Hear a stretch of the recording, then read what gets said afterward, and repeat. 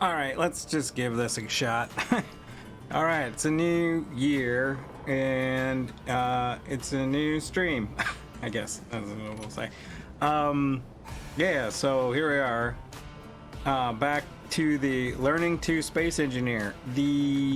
I'm taking a break on the from outer space while I am trying to adjust some things and build up some new content for in between things. I'm just basically not ready to get started with it yet, and also part of the late start is that the schedule around the house is being a little finicky. So I don't know. I don't know if I'm maybe changing days or if I because my travel schedule is actually getting pretty crazy over the next couple of months, so being consistent is going to be very difficult. So I'm not going to think about it right now. In fact, I've been trying to get a Sunday stream out for some time now, and it's been a bit challenging. So we're gonna I'm gonna do this for a bit, and I'm gonna fix the first video that I have on YouTube. I'm gonna add some chapters to it, and then when I post this one on YouTube, I'm hoping to add chapters to it as well, of the different segments of stuff that I go over. But because it's just like some people don't want to watch 3 hours just to find out one stupid little tidbit about what the hell I'm talking about, or you're just gonna sit and watch and enjoy. So anyway, I did watch the video where I left off, but I don't remember exactly what all I had covered, so I might be covering stuff over again, and I apologize. Alright, let's see. We were working on this battery, obviously. Looks like where I left off is my standard start, which is just a platform. And going into getting a basic assembler and a basic refinery in place so I can start processing stuff. And let's see if I can, and I have one GPS for nickel and one for gold. I remember when I got when I set this up, and I don't remember how far away it is. Oh, it's good far away. I don't know if we'll even end up using that.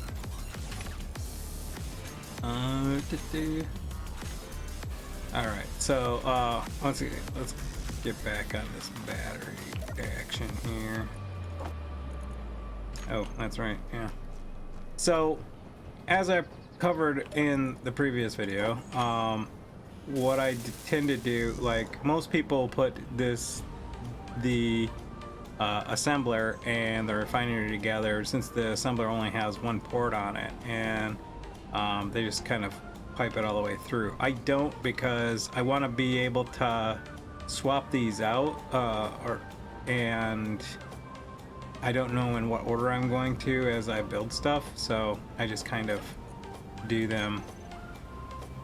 And I want it, so I always put a cargo container in here, so it makes it a little bit more versatile. I can move stuff around depending on how I want to design things and stuff. Let's see, where are we at? Oh yeah, we need more of that nickel, which was over here. And by over here, I mean way the hell over here. I don't know if this is even okay.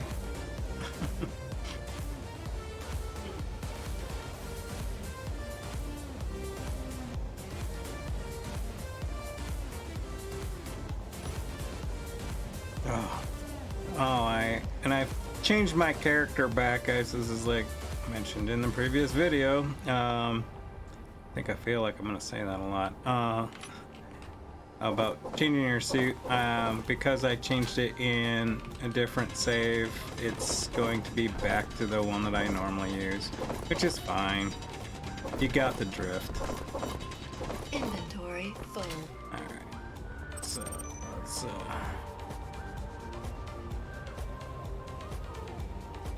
I know this lake. So one of the things when you play this a lot is that you'll start to particularly when you play it a lot, you'll start to remember certain locations because the planet mapping is generally the same. This is why I play on I play a lot of times these days on worlds that, it's the best way to describe it, they're custom worlds. They were built by somebody else to and you could do that. You can design whole planets. There's actually I forget what they call it, but it's a kind of planet maker thing that you can do. I haven't done it. There's enough of the cool dandy ones out there that I just use them. Yeah, particularly because like people create whole new planets, and then there's other people who create whole new kind of solar systems, so like multiple planets. In fact, actually on the from outer space, I'm using someone else's completely different system, so all the planets are different than the default ones, which is cool because the fact is that you know, I haven't played on it that much, and so I don't have it memorized, and so I don't sit there and go, okay, I'm here, and this is where these things are at and stuff. Not that I remember like ore locations too much, but one of the things I know, I've been on this lake like multiple times because of just where the default spawn points tend to be. Like they tend to relatively be this within the same area, random, but you know, so if you are like me and then you spawn and then you go to a lake, chances are you're going to, and you know, force a habit and what have you, you end up at relatively the same lake. I have another save. In fact, actually, I even know the save that I was on last time. It's one where was working on using the aerodynamic mods and learning how to like design the different types of ships using the aerodynamics mod. So, which is tricky.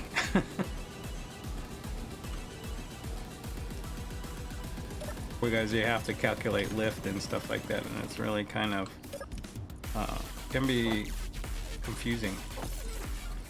All right. Ooh, I gotta go back here for that. I'm gonna grab this. So,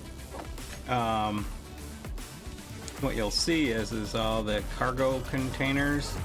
The large grid, small, takes 4 metal grids, and that's kind of one of the reasons why I was saving that. It was actually metal grids came off of the thruster that was under the, it was a hydrogen thruster that was on the bottom of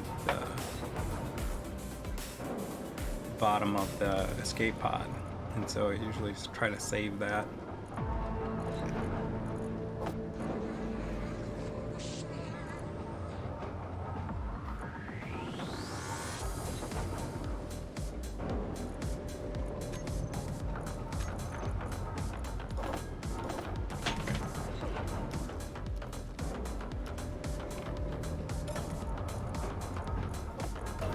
That should kick up some more of them.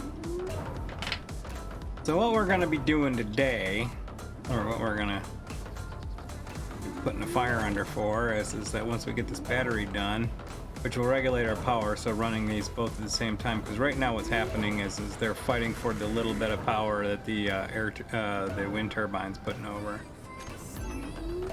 So if I mute the music for a second, you can kind of hear that they're kind of pausing and restarting a bit. And then they'll pick up and stuff like that. And it's mainly because the fact that you can't run both at the same time on one wind turbine. Alright. So they put this in place. will kind of regulate the power, because it will, when you first build it, it'll start with 25% power. So you can kind of see it here. It's in stored power. It says 900, and it says that it's recharging. So our output is 331, our input's 431. So we're actually doing a little bit better. But one of the kind of things I've jokingly said in the past is always be charging. You always kind of want to make sure that your power input is in excess of what your power output is. And so one of the things that Build Vision helps with is helping you see that aspect. So you can see, like, the input is this and the output is that. You can also see how much is coming out. So handy. Actually, do I even have Build Vision on here? Dude. Oh, that's build info.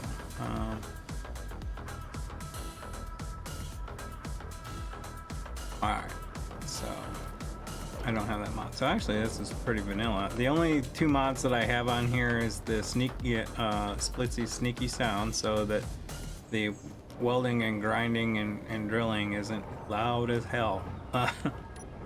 Speaking of grinding, where is that? I know that part of the reason we started here is this for the iron. Here?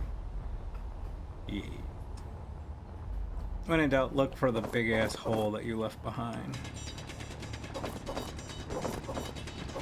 So what we're gonna do today is we're gonna inventory full. We're gonna get off this hand drilling BS. We're gonna cover building base drills, building a simple base, and then we're gonna start on, and then depending on how much time we got left, we'll start on a little miner to make grabbing all the other stuff a little easier. First, we need gear. We need iron, and we need lots of it.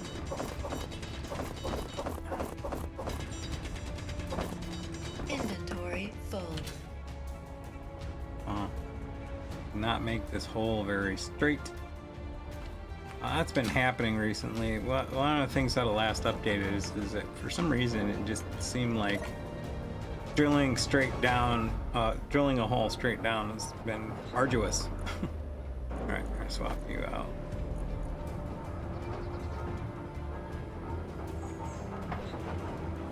And we're gonna go ahead and make our life easier. So we're gonna, let's check, make sure, okay, better in there. We're gonna put this into our build planner. So we're gonna right click on that, see that the components are added to the build planner, and then let's first make sure that we don't already have them. So we're gonna go over here, center click on that, and make sure we're pulling out anything that might already be in there.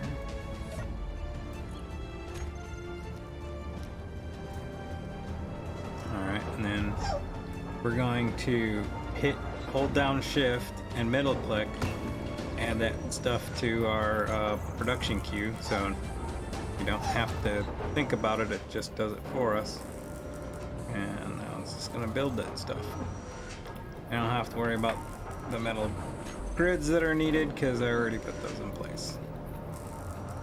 And I don't want to weld this until this is done, because otherwise I can't access the one port that I have on this assembler. Part of the reason why I put the cargo container there in the first place. Excuse me.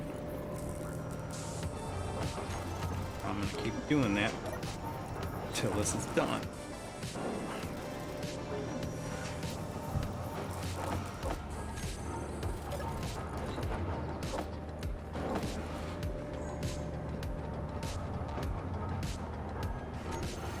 What do we got in here? We don't necessarily need to keep around. It's a lot of antenna and detector parts.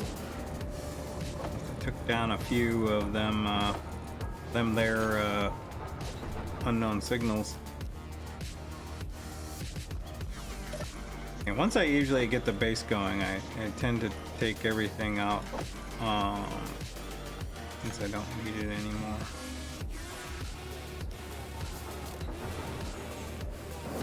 Alright, how we doing? Good.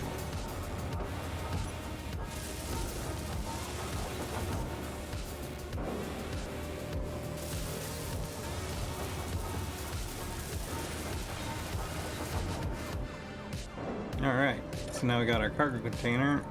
Let's move this stuff into here.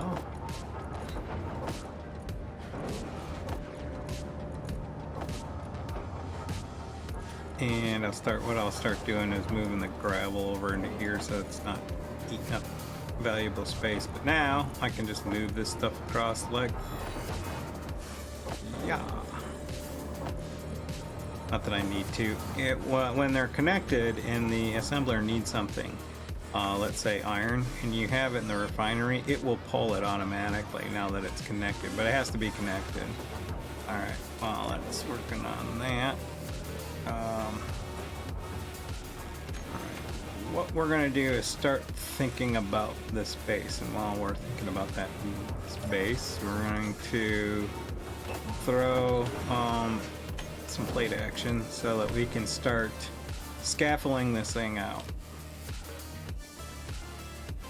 So our pool of iron is over here,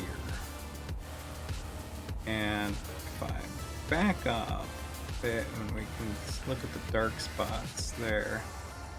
So what I want to do is actually, and I think I already did this, but I want to look for the hot spot. And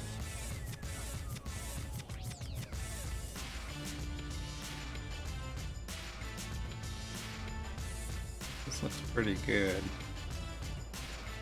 So I'm just gonna mark that. And I had, so sometimes it gets a little bit better when you move away. So yeah, weirdly, yeah, it's 30.9 because it ebbs and flows. So realistically, I think because we've got iron under here, I could actually come off this way. I don't think I have anything off. Oh, there is. Yeah, it is out all the way out here. That works awesomely. So I'm sitting on a big, huge deposit, which is really good. So what we're gonna do is to make life super easy, is I'm gonna build the mining portion, the drilling portion off this way. I'm going to build my cargo and refining system off this way. And to show what I mean by that, grab this and this. And so, because these are just to start, we're not going to keep that. But to build a big drilling system, we're going to need a lot of cargo. So I'm going to go to my cargo. And this is the old school default one, but I'm a big fan of this one lately, so I use this. The downside of this one is it only has ports on 4 sides and not the top and bottom, depending on your orientation, whereas this one has it, which is the default one. This is the DLC one. It comes with the industrial DLC, so if you're just playing vanilla, you'll have this one. If you get the DLC, you'll have this one.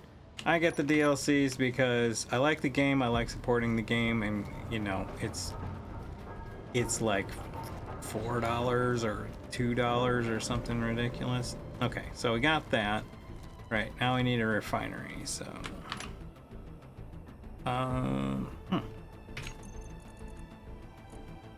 built the small refinery, so I should have the big one. Okay, so notice I just had the single one, and when you unlock it in progression, and which is gonna be probably down here, yeah, so when you build that one, you get access to the big one. When you build the big one, you get access to the modules, which we'll get into later. But Now I have that big one, and you have the plus sign, so now I can put that here, and now we have access to the big refinery. And because I have the industrial DLC, I also have access to the other one, which is kind of cool, but doesn't work for the design that I'm going for right now. It's pretty slick, and if you watched my video on refining, you'll actually get to see this one live and in person. Again, the DLC always has a shortcoming, so it's cool that it looks like this, but the downside is it doesn't have a connector on the bottom, or the top, I think. Oh no, it does have one on the top. So it only has 3 ports on it, whereas the old school one has 4. One on either side here, and along the axis here. So, and we're gonna take advantage of that axis line. So I'm gonna put this right there, and I think what I'm gonna do is actually put it like this. So do I want it like that, or do I want it like this? Yeah, actually, I think this is the way that I wanted it. So one of the things that I like is you notice the contours on this, they directly line up with that container. So I've been a big fan of that look. But all right, so we have our container, and we have our refinery, and then what we're gonna do is actually be throwing in now that we have the regular assembler, the basic assembler, we're gonna put in the regular assembler.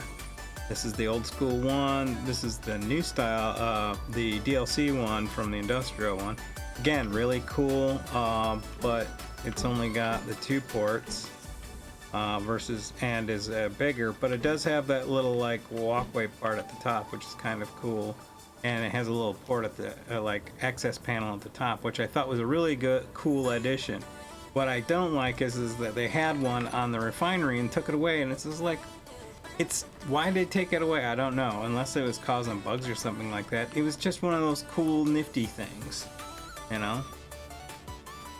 It gave it a little flavor, you know. But who knows? All right, so we have that, and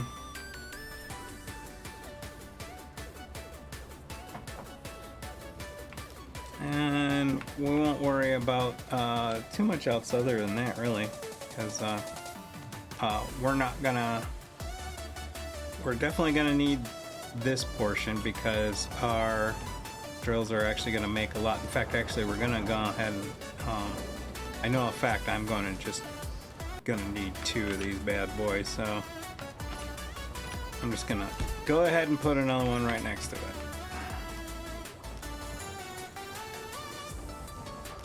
Alright, let's start talking drilling. So the first thing I want to do is come out a little bit, because I want to make room for the piston to be able, actually I think I can do okay with the piston. It won't rub on here, so I'm gonna put an upper block. I like using these new ones, they're really cool, so I've been using them a lot. And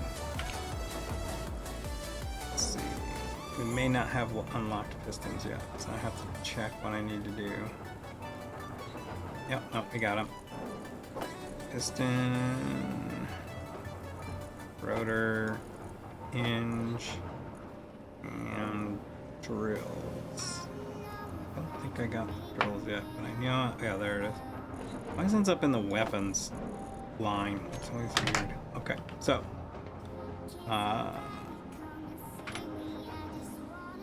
piston, and then we're gonna go back to the old school kind. Now what we're gonna want to do is come out 3 before we go down, and the reason being is because I'm doing a 3 wide set of drills, and 3 wide means that you'd have 1, 2, 3, and then I need to space the drill clear this block. That's why I have to come out 3, even though with a 5 wide drill, it's gonna be only coming to about here. But without that spacer, the piston or the drill will rub against this block. So just give it a little bit of gap. So what I'm gonna do is put another, oops, I'm gonna put another piston. Gotcha. Now you notice there's not enough clearance. So the first thing I'm gonna need to do is weld this one and lift it up. So let's get started on that.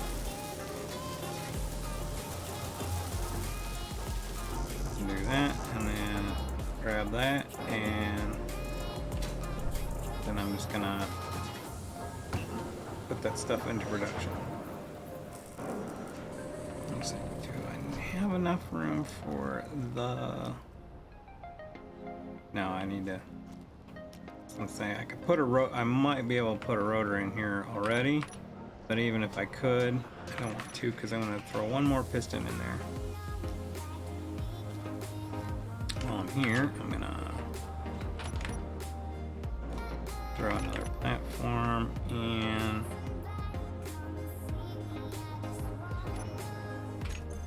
see if I have any control. Yeah. Yep. So I'm gonna put a little button panel controlling everything right here. Now, if you get the, I think it's the Sparks in the Science, the Sci-Fi DLC, you can get the Sci-Fi panel. What's cool about that is that it has little, instead of buttons, it has little, you can put little, there are little displays for each of the buttons that you can put pictures or text or something like that. I just like this. I'm old school, and when you highlight over the button, it tells you what is set to, and it's just quicker. I don't have to go through and change the labels or set anything up on the buttons. They're just there. But it's, if you're going to make something look, you know, look better, look a little different, it's always a nice addition. Okay, sounds like our assembler's done, so I'm gonna click that. Yep. Gonna get this in place. Now, I'm just welding the base of this piston. Notice that there's a head to this piston, and this is where we got into discussions last time about subgrids. So one of the great things about space engineers is the fact that you have moving parts. So I'm going to go in here and I'm going to click reverse, and you notice that piston shoots right up. And what makes that happen is the aspect is that this is one grid, this is another grid that's associated, essentially attached to this other grid, and it allows for that movement. So if you look into the control panel, you'll know it's actually all red now, but actually what I'll do is well, let me get this placed out first. So we want, come on. I think it was that, and then we're going to set up a rotor.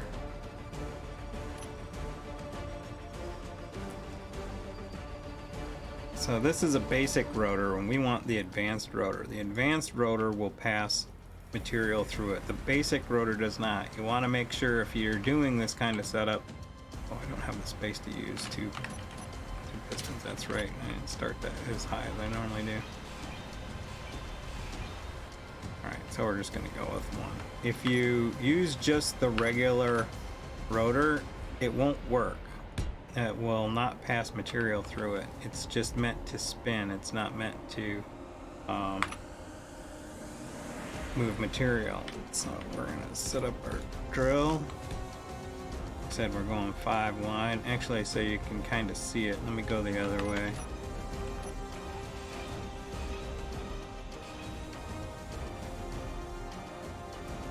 Now the drills have a port on every single side, but I like lining up the yellow label on the side of it. So So I took them off, which I think it looks better. So we're going 5 wide here.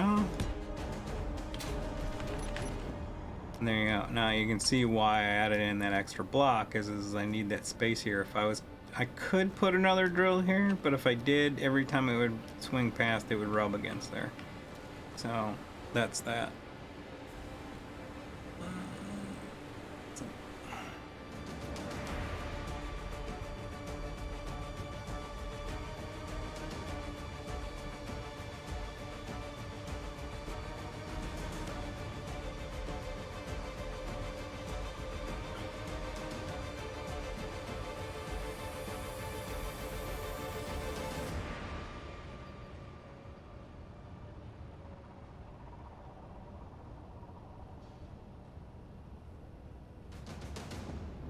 Hold on 1 second.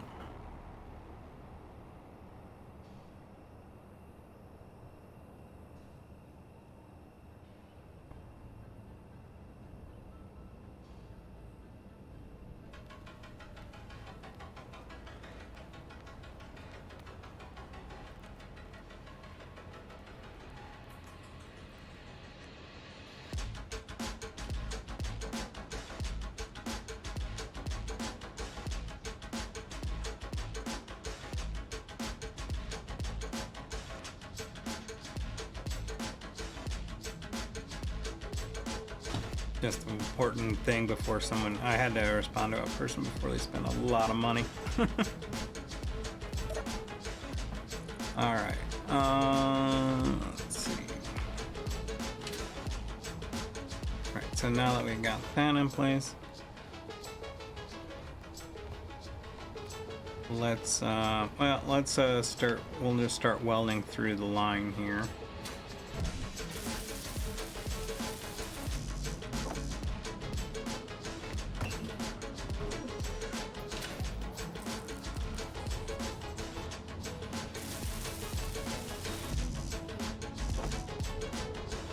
So what I'm just gonna do is just keep on welding and then just adding it to a build inventory and just keep on rolling through. Now I'm gonna make one minor shift here. I'm gonna go ahead and throw a few of these in here just because I know I'm gonna use them. And yeah, there you go. That gives me an idea about how much iron I need to pull. Alright, let's use up the rest of what I got on me.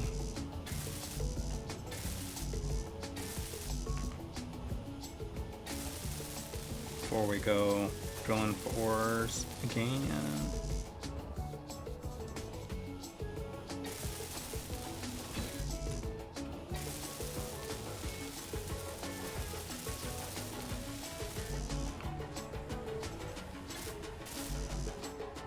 Yeah, we're still gonna be hand mining for a bit. While I'm doing that, we can get into the discussion of now it's a video that I've been meaning to make. I haven't made it yet. I got everything prepped, and then I might actually even do it this week. We'll see how the week goes. Got a lot on my plate. Big drill versus small drill. So you have large, as we talked before, you have large grid and small grid, and you have, with that you also have large grid drills, small grid drills. And you notice I building this with large grid drills. A lot of people will build things with small grid drills because the small grid drills take less material to build, like significantly less.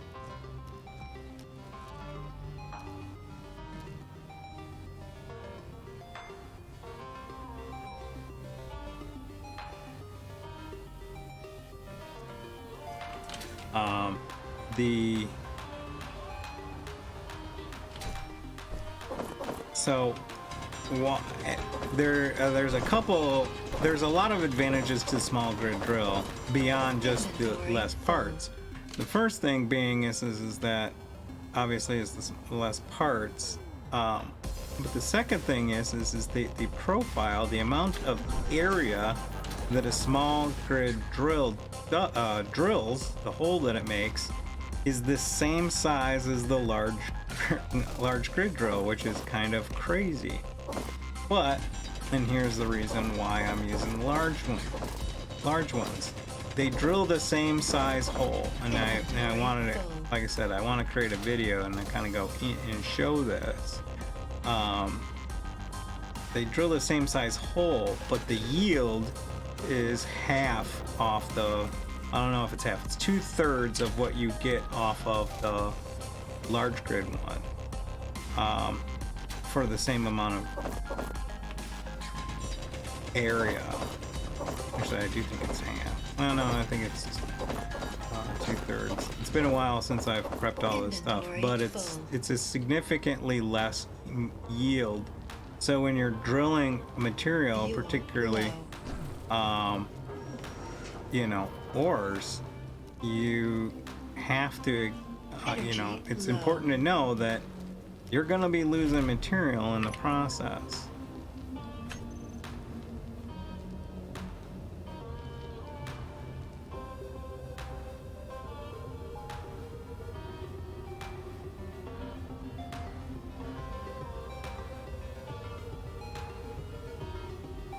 So that's the funny part is also too is that these drills, even though they're larger, is going to drill a hole that is only about the equivalent of this size block outside of it, whereas the small grid drill is going to drill almost a block and a half outside of a 3x3 area that the block itself takes up. So, and we'll see this if we get around to building a miner ship, that it's very unusual thing is that it makes mining ships really easy to build, because you can have it so that the ship itself drills all the way through without bumping into things, because you get so much more clearance from the small grid drill head than you do these large grid drills to build. So if you were to build the equivalent ship in large grid, in other words, if it was the same same block count and it was the same shape and stuff like that, the drills wouldn't clear the material the way that the small grid does. It's a very unusual thing. That's why I wanted to do a video on it. This is just because it's one of those things that can trip people up. Alright, so where are we at here? I don't know if yeah, I do need to make those. Oh, I'm gonna need cobalt. Because I had it for the one small container, but with these drills I'm going to need a large container, and that's going to take 24 to turn that on. Interestingly, we are sitting right near, actually right over cobalt. I mean, we're like sitting right over it. I mean, it's 100 some odd down. Let's go to the closest spot. There.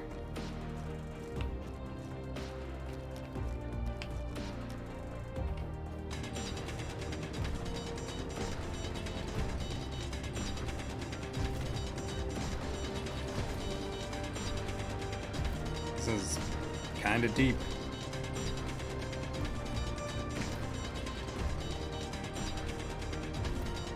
The upside is this is a pretty good location. We're close to gold, we're close to cobalt, close to iron. We only have to kind of go for like obviously the nickel and silicon, but we don't actually ever really need a whole lot of that. In fact, actually, the reason being is because we get a lot of it from stone, and we're gonna drill a butt ton of stone here shortly.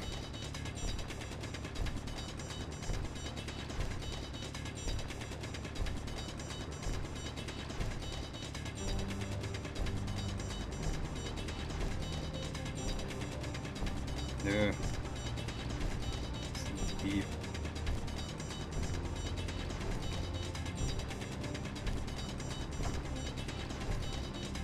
Deep, like a David Lynch film.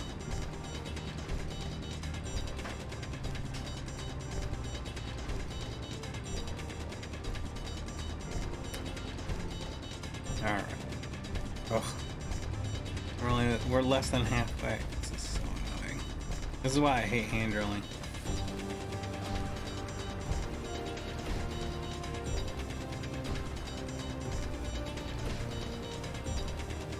Like even in a miner ship, this is way faster.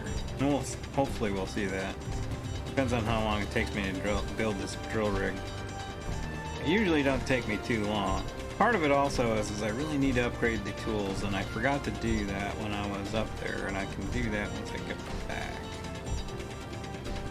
Actually, it's only one tier, so it might be just worth waiting until I can get to the tier 2 stuff. I'm used to that. Can't get tier 3 or tier 4. I went through this before. Like, this is, I call it tier 0, and then because it's got no chevron, and then subsequently the tools after that have little chevrons on them, 1, 2, and 3. So we'll just call these you know, Johnny's first tool set. Okay, we're getting close. Should start popping up here within, usually when you get within 10 it'll start to actually show up, except this time.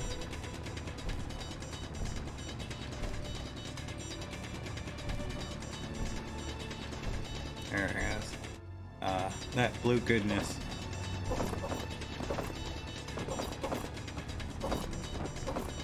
Now, I'm not gonna go all ham on this right now. I need more, I know where to go. The reason being is because it refines ridiculously slow, which I've covered in my refining video. Not the slowest, but it's pretty darn slow. We don't need a whole lot, we just need enough to generate the amount of metal grids that we need.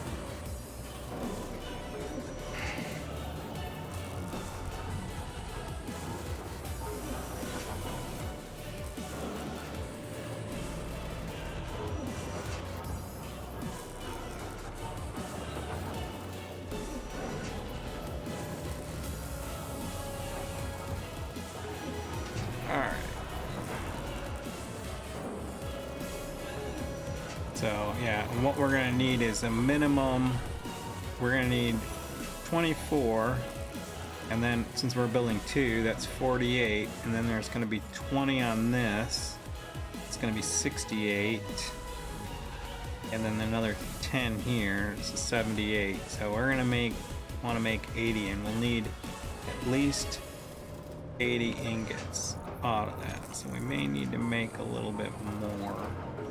Because I believe this is refining at 1 to 7.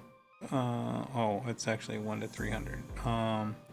So one of the things that that I use a lot, and it's, you know, it's that whole, like, you know, spreadsheet BS that you get is that I keep the conversion rates, and what this is, and I go through this in the video for refining. So for every K of iron, you get 700 ingots. Nickel 400, silicon 700, yada yada yada. So cobalt is 300, which would be quite a lot, except for the fact that the rate at which it refines is 23, so it takes a really long time. That's why magnesium is horrible. so at 7 at 3 ingots per minute. So it takes just over 2 minutes to make that 7, and it takes 1,000 of the ore to make that 7. And the worst is platinum because it's 5, and you only get 0.04 per minute. So it takes forever, and uranium takes quite a long time too, but you know, this is why those things kind of take a really long time. But it's always handy to the handy spreadsheet that I keep around all the time. I mean, you don't have to, but because this isn't Eve, but I like having the reference so I know. So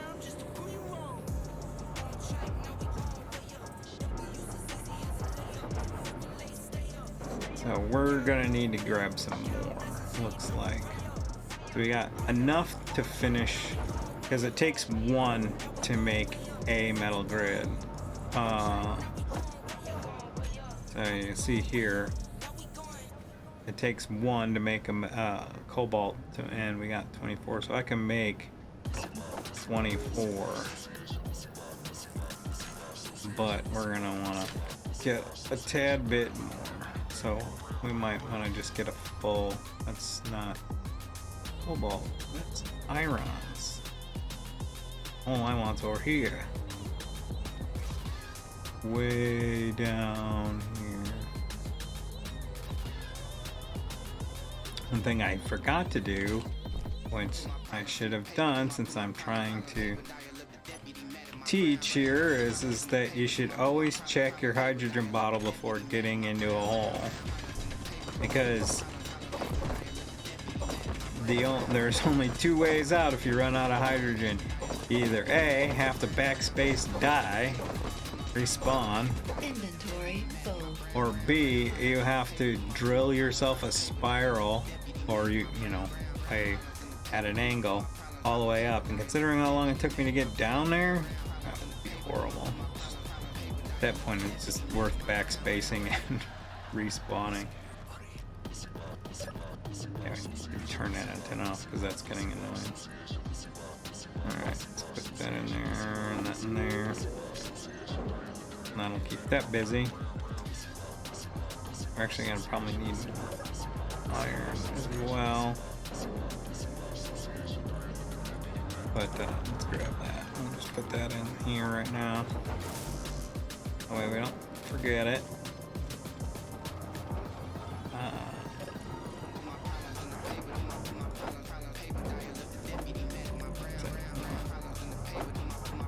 This, and do these first.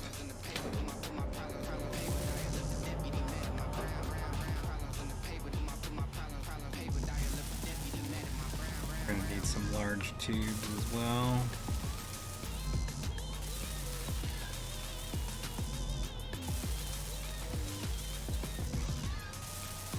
Feels like this welder is louder than it should be, but I think it's just because it's been so long since I've actually been streaming with a pair of headphones on.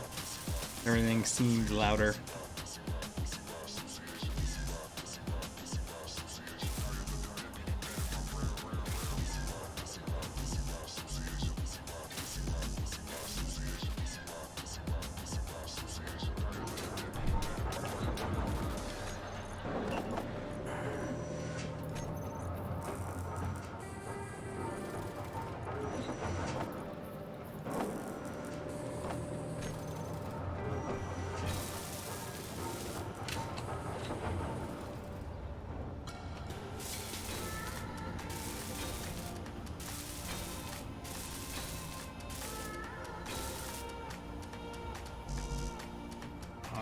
To add those tubes and some computers actually, so that and that. What are we doing? Yeah, we got enough iron so far. We're gonna need more iron because it's gonna take 1,500 with 5 large grid drills, each drill being 300 steel plates. That's 1,500 plates. And the number that you always kind of keep in your head is the 1 to 7 rule. It's 7 ingots makes a steel plate. So that's 7,000. It's going to be 10,500 ingots of iron that I need to make all the plates that I need for that. And I'm at 4.5. So I'm going to need at least another 6K, probably another like 7K with all the other goofy stuff I have to do. I got that nice.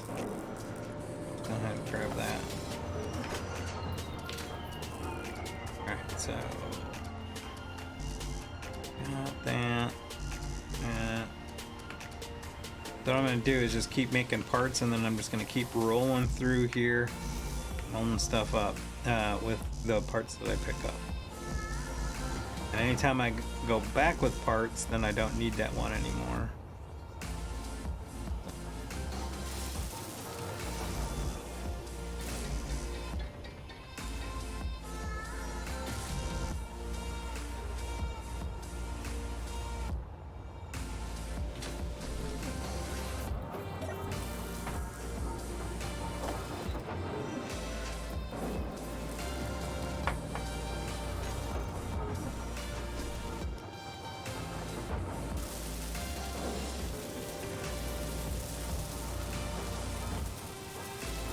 So I skipped welding through all the other stuff because I know that the interior plates, I'm done with it up until that container.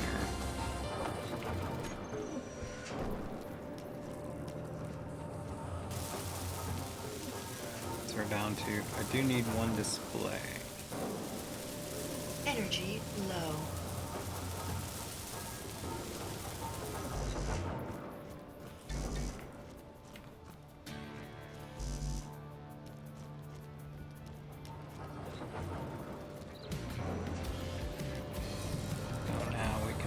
These back because we're done with them, and we're gonna jump over here and charge up. So, and I think I've covered this before, it's easier to charge, it's quicker to charge in a seat than it is to charge off the survival kit. Quickest way to charge overall is with a medical station, but we don't have one yet, so turn that over detector off for now.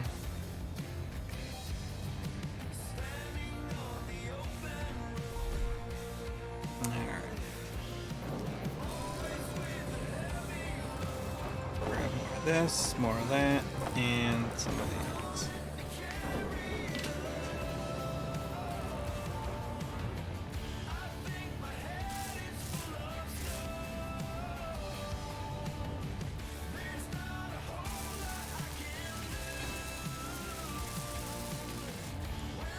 That takes care of that piston. Still need some more stuff there.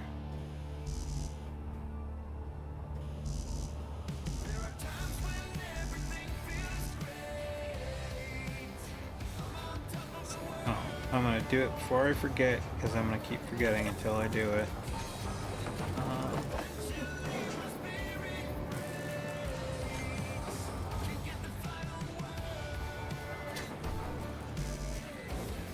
All I need for that container is that one display. I still need a few more computers for that assembler. Now I could, or it must be out of silicon. Yep. Let's see. I don't need a whole lot, so instead of going and filling up that, we're just gonna go down here, just grab some rock.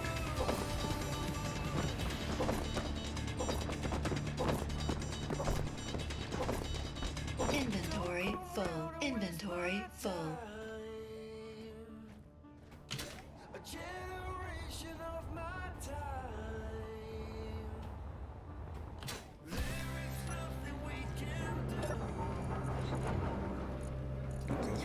Move that out of the way, put that there, focus on that.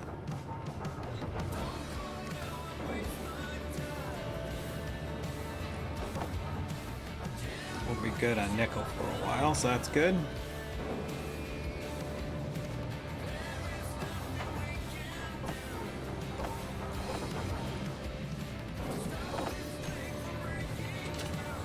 Alright, let's see. I think we left off here. So we get the head finished. This finishes off the rotor. And then the rotor's head, we need steel plate, so should be, yeah, more of the tubes yet.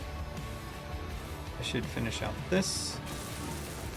So now we have a large enough, at least one container to handle all of the material that we're gonna drill up, and it's a lot. So how are we doing on this? Cool.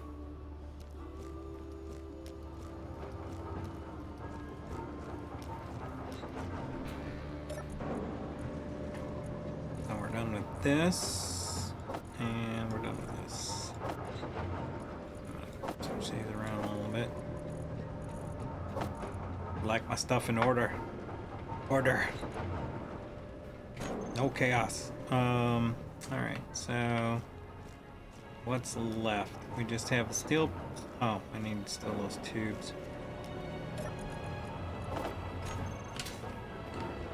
Due to default setting on the inventory, which I haven't been playing with for a while. We don't carry as many tubes at a time. We only carry 26. We're just carrying those, and it takes 12 in each of these, so. Okay, everything's done but the steel plate there. That's done. I need metal grids and more tubes there.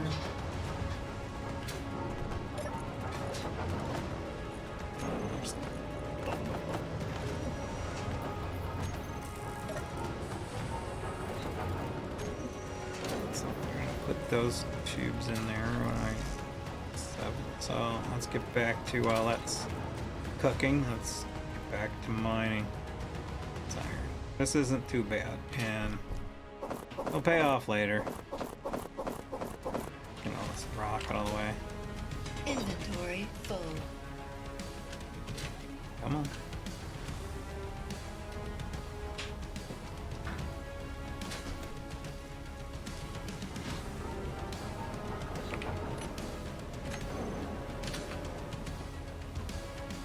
Now, you don't have to check your bottle every time you go in a hole, but you want to have a, hey, you will see so many pro players falling out of the sky, stuck in a hole, because they ran out of hydrogen. And you will too. It happens a lot. It happens to everybody. But, you know, if you start a good habit early on. Another thing is watching the bottom left corner, and you see that the bottle icon over hydrogen. If that goes away, that means that the bottle you're carrying is empty. Doesn't matter what the gauge says. Once that bottle disappears, you want to be beating feet back to some place to fill that bottle, because it means that it's empty. In fact, rarely will you even have that kind of time. It's better to just kind of occasionally just. I tend to always fill my bottle when I charge anyway, just because it doesn't always work out that way. You know, it's not a one-to-one, but usually when I sit in this seat, to charge, it's usually in something like here where it's also filling my suit hydrogen. So then when I just fill the bottle, I'm just filling the bottle.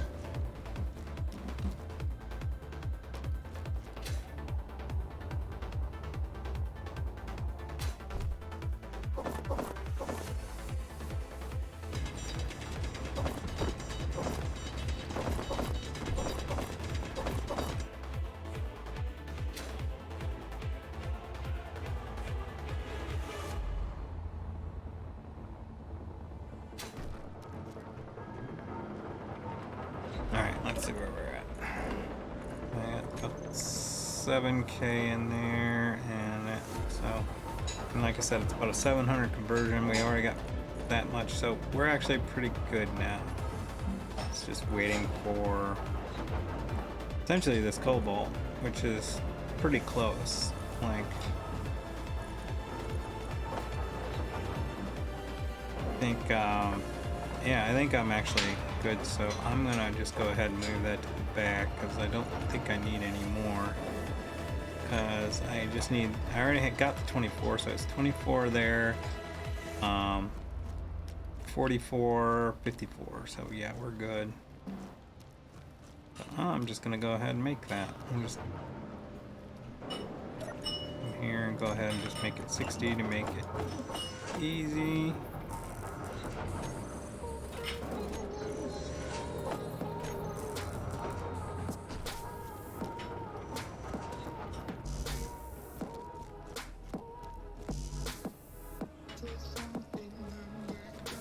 Let's see. Okay, just need the grids and steel plates, and you need grids, motors, and construction components. So we need 20, 20, and 20.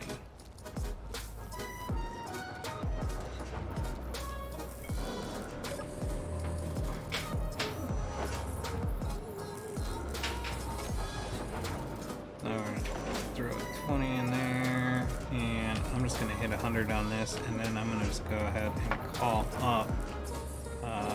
So I'm gonna need, the refinery's gonna take like over 1,000 sheets. It actually takes 1,200 plus the 1,500, so it's 2,700. So I'm gonna just go ahead and call up 3,000.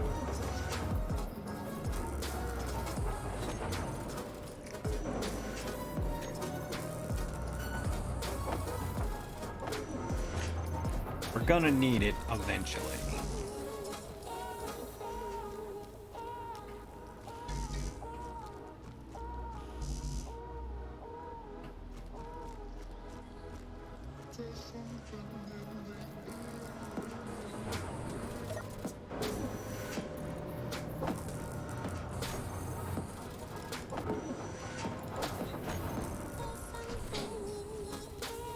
So we're gonna wait on that one once we get the primary stuff done. So that's done. That's done.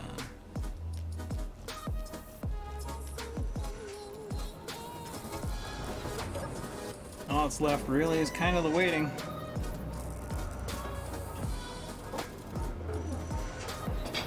But you know, as Tom Petty said, the waiting is the hardest part.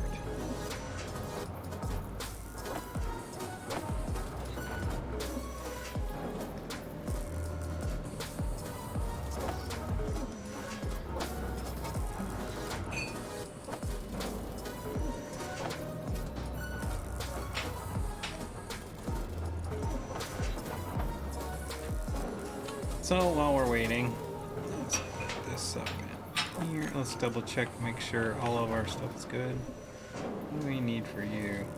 20, 20, and 2.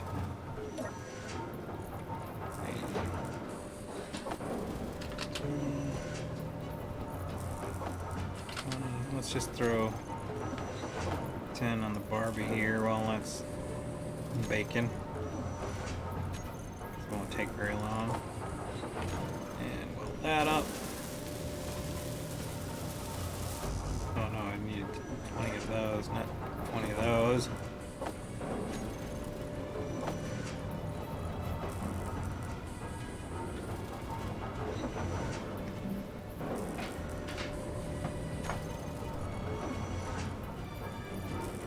We can actually start on some other stuff too. So we can start getting things set up. And actually, I do have some extra of these. So I can pull that up.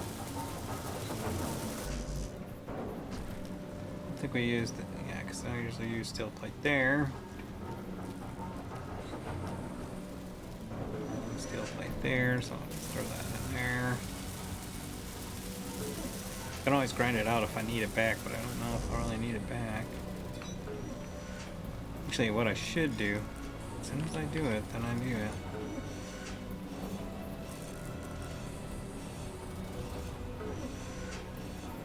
Inventory full. I just realized what I want to do is actually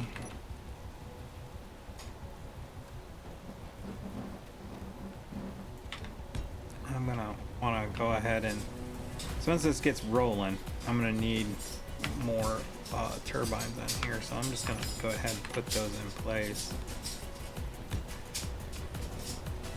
Because the one isn't gonna cut it once we start drilling. Once we, not so much the drilling, but running the refinery is gonna eat that up eat up the power we got real quick, and so we want to kind of get ahead of it a little bit. Oh, right, now let's put this back.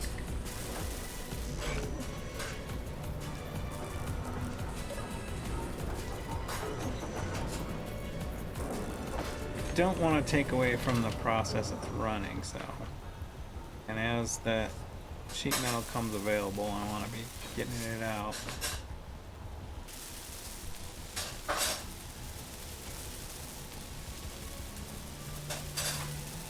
And we got our first drill done here.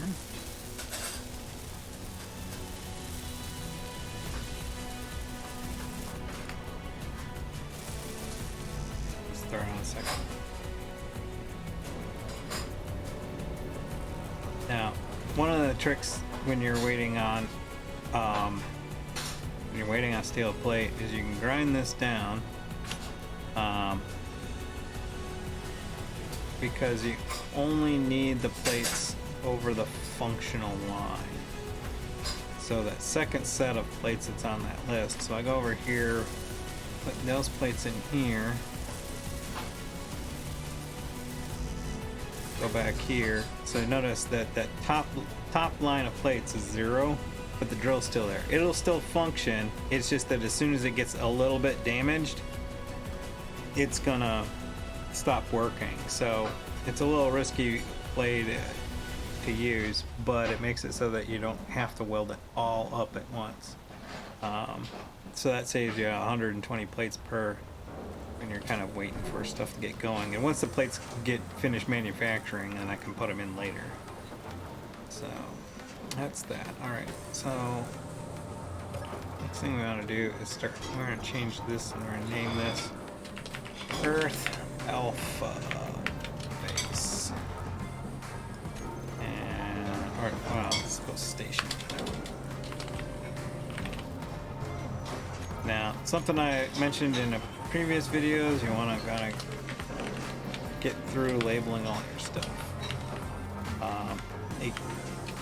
It comes into play later, particularly with stations when you have a lot of stuff that is attached to the base, and particularly if you print something, you know, you print off of, you have, like, if you just leave things as like thrusters, the default names, and then you put it in a switch, and then you turn that switch on and off, it turns on everything that has that name, and it gets associated, and things get really screwed up. So it's better to name everything when you get a chance. And there's scripts out there that you can run, and I have it. It's just I don't have a program block set up for it, that will go through and it will label everything for you. However you get it done, it's an important thing to do, though. Like I said, I usually trim these labels down, and then I normally hide this but leave the available inventory screen because they're cargo containers and you never see it, you don't care.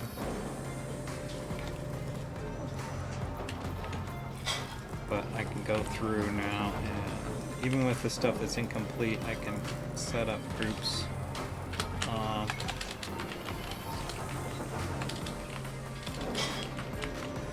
Not that I ever shut this off, but I always want to kind of look at like how it's performing. This and I just call this drill head. Turn it off in terminal, but leave the inventory on. And so we've got our drill head refinery. It's gonna be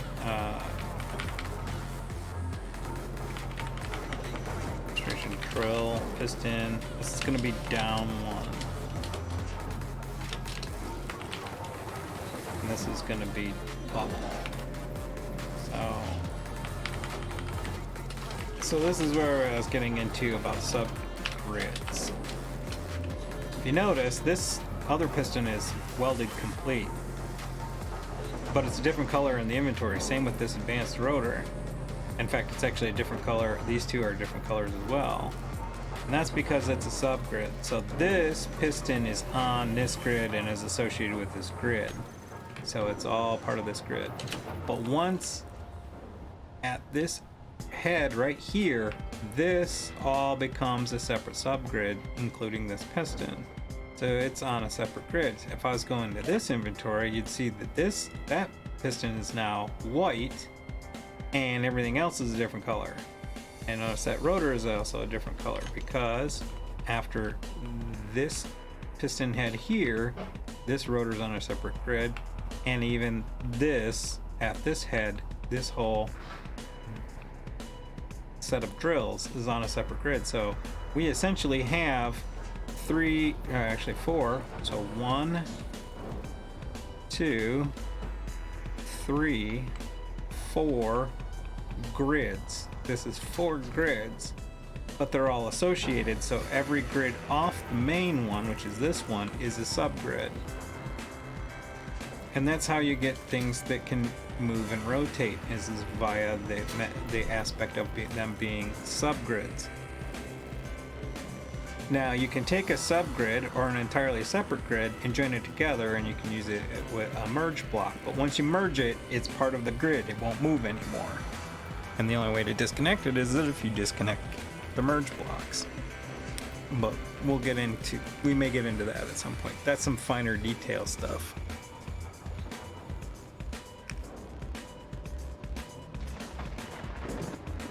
No, I got my thirst storm notification.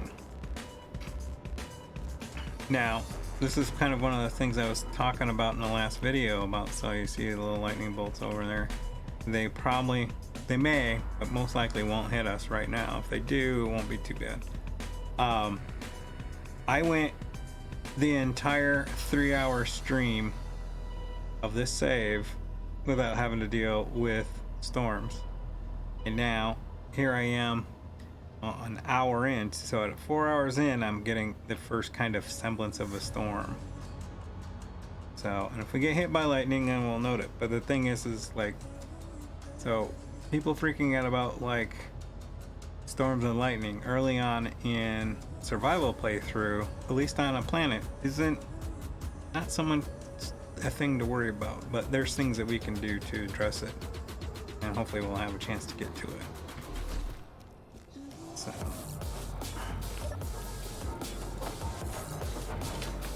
let's get on to welding. Like I said, we weld this up. Now, the reason why we weld it up is that we can't, the parts get applied the moment we apply our welder.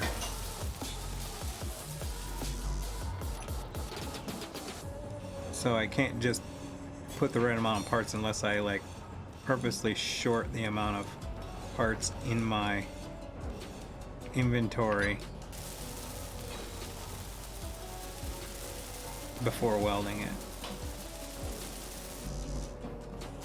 Back here and weld that. Now, grind this down, and you'll see. I can show you what I mean here in a second. All right, so we're gonna go on in here. Notice there is only one steel plate. I'm just gonna tap it, and now all the plates are there, regardless of the welding. The welding only handles the kind of functionality of it.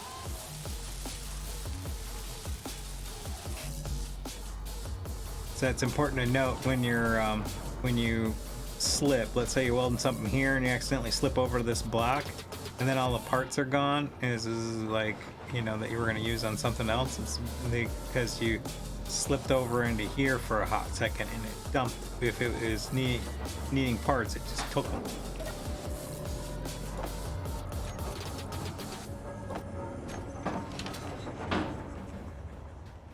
Second verse, same as the first. We go over here.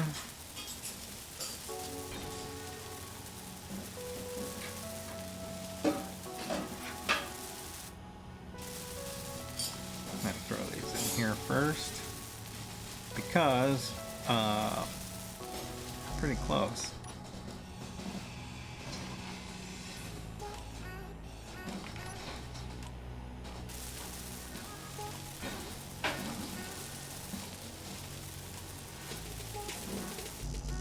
So we can actually start running these drills right now because they're all within, but we're not quite there yet. So let's just, some ramp. Why is this ramp here anyways? It's gonna be right here. Alright, so we covered our subgrids. We've got a refinery and the assembler yet to build.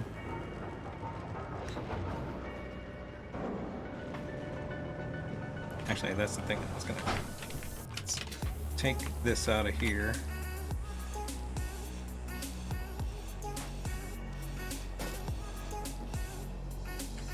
So this just needs steel plates, so hit that. Go back here.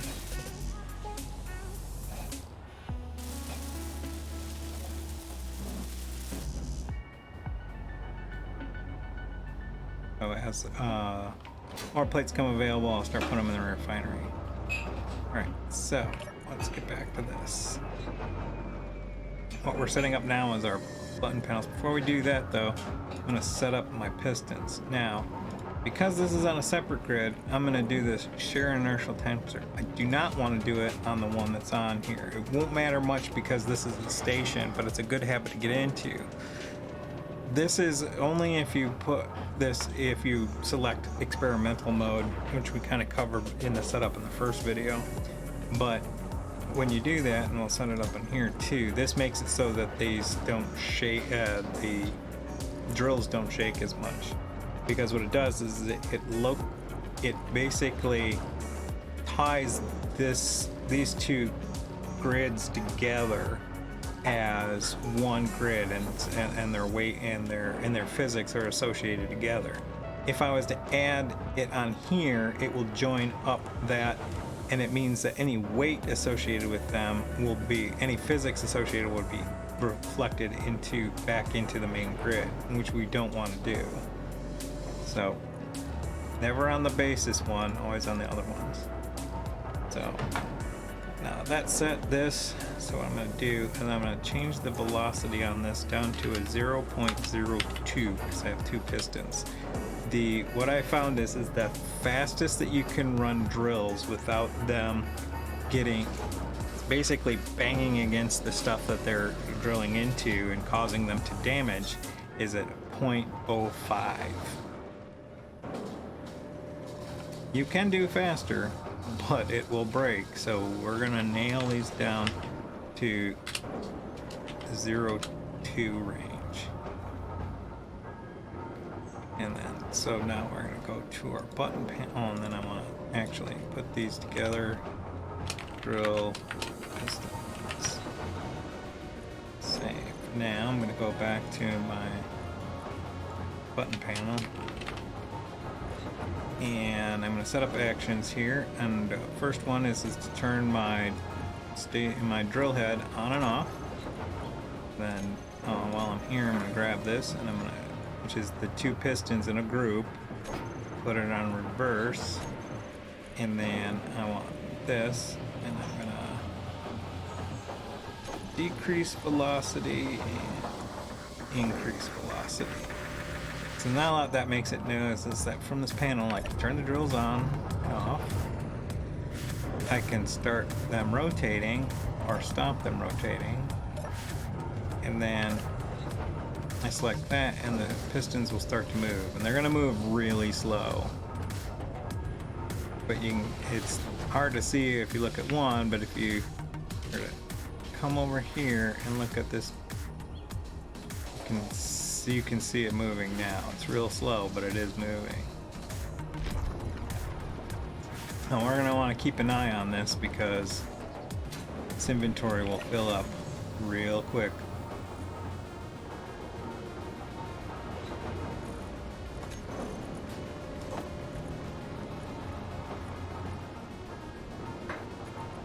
So we're out of iron. We're going to need more iron.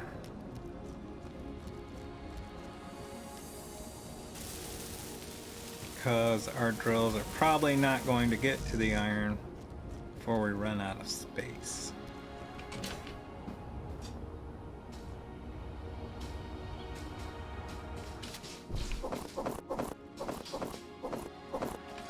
And we're gonna need that refinery online. We're gonna need that second container online. Inventory full.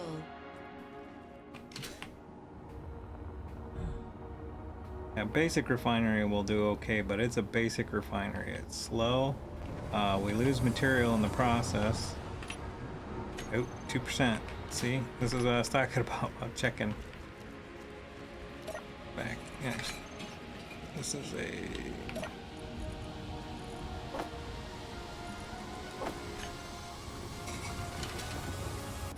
Sometimes I forget that this is just a rescue pod and that I have to go directly to the O2H2 gen to fill up the tank.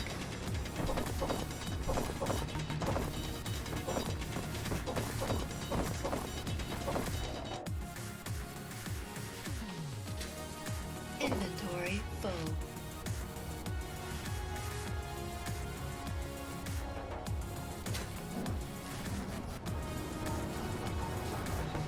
Let's do one more and then check where we're at.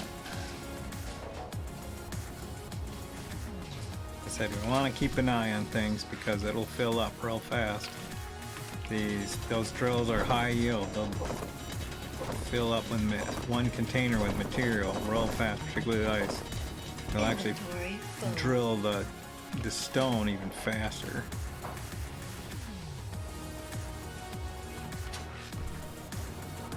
Faster, I should say.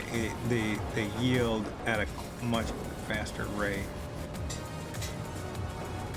So we need you out of the way.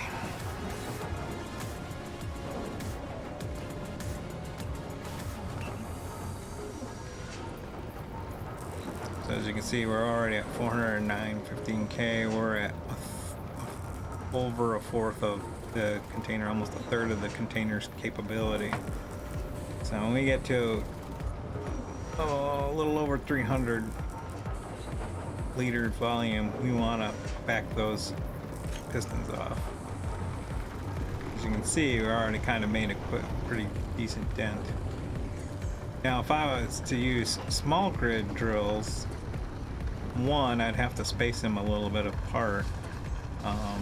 But even if I use twice as, and to span across there, I think I have to use 7 or 9 small grid drills. It would still yield less than what these drills are doing. And that's why I use the big drills. So I want the high yield.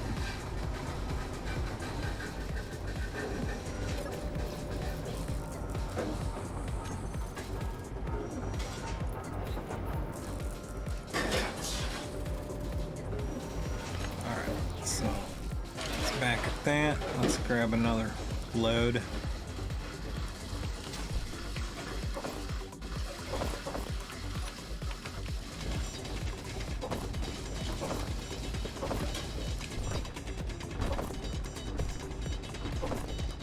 Inventory full.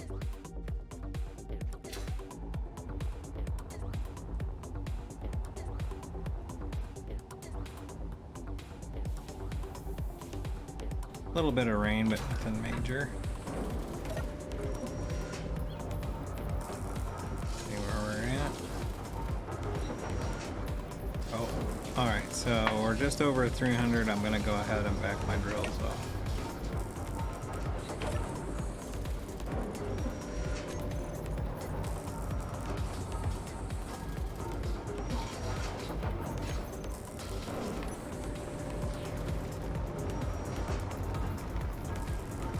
I want to keep an eye on them since I make sure they're all spinning, because I did use the bare minimum amount of steel plates in them.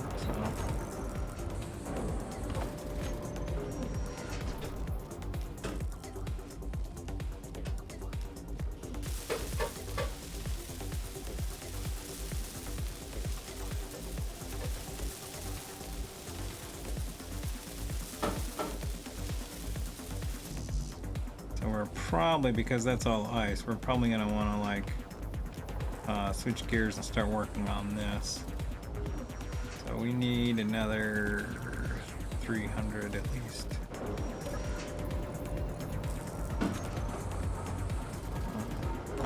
Put those in front.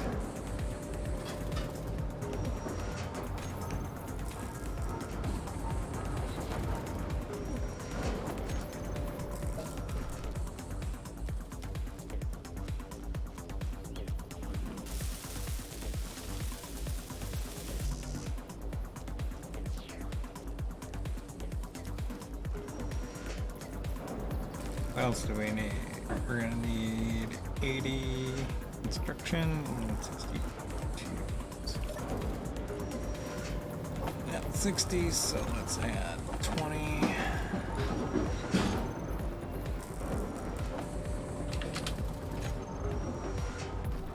Got that. Need 20 motors.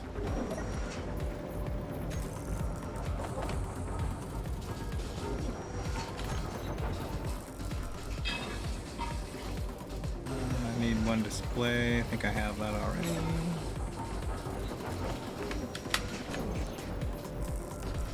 One display always kills me. 8 computers.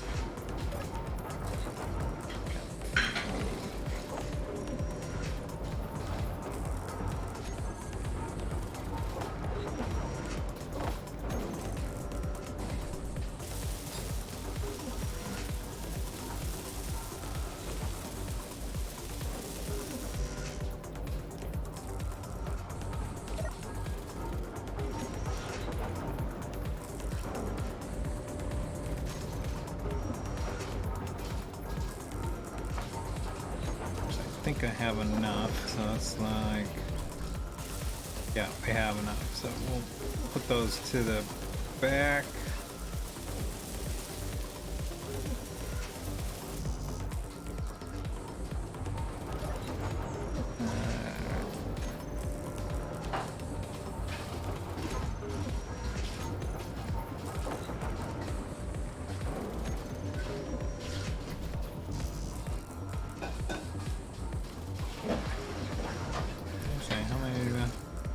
I needed 3 more anyway.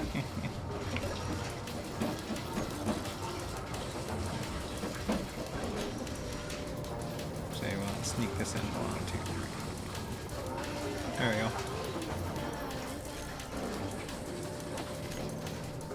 It's only that many. Might as well finish it off.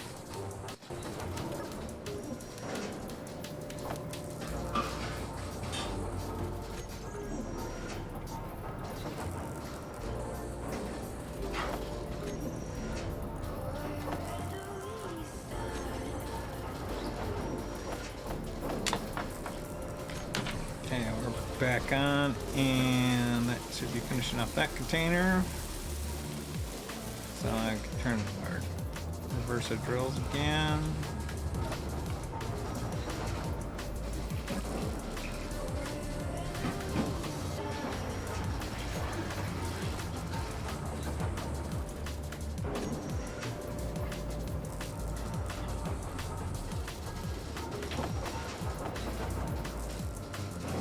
Gonna just go ahead and start the process because I might even need a third.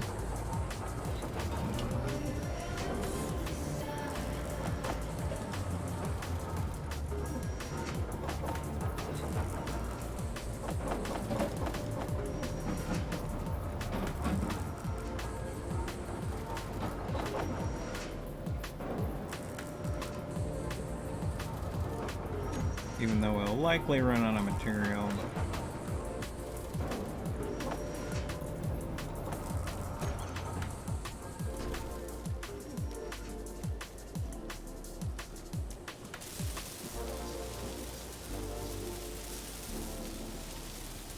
Grab more iron until those drills get to the iron. Just want to keep the whole process moving along.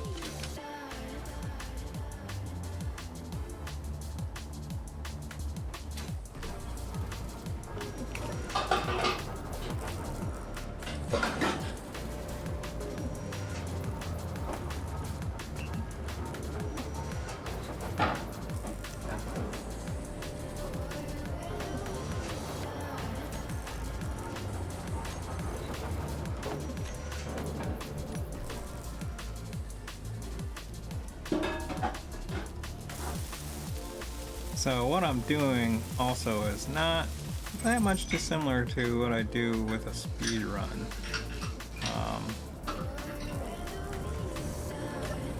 I change a couple of things just so that for efficiency reasons, but for the most part, it's relatively the same.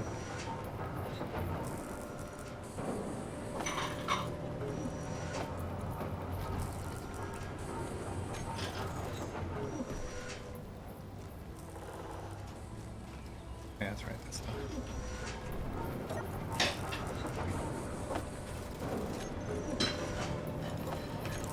Just trying to get this refinery done. Super close. Let's grab one more run.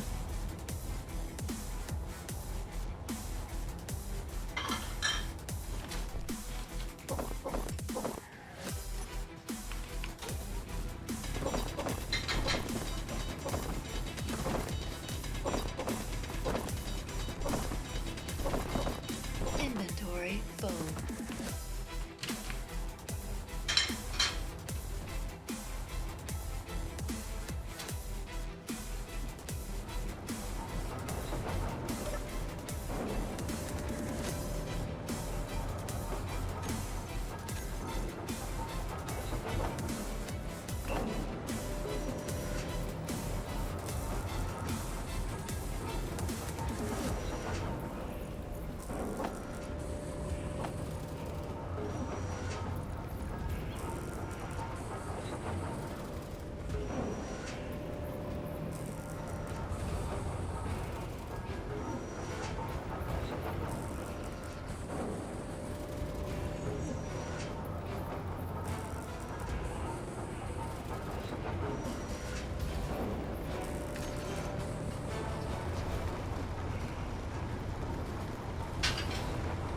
So the ice layer on this is pretty thick, so it's going to be a little bit, so you can kind of tell looking at this hole here about how ice goes down pretty far before it gets to the, actually starts to get to the stone and to the, where the rock, where the iron would be. So most of this is going to actually get eaten up in, the container space is going to get eaten up just in ice. And one of the things you can do if you don't feel you need all that ice is to put a sorter on it and an injector and just dump it out.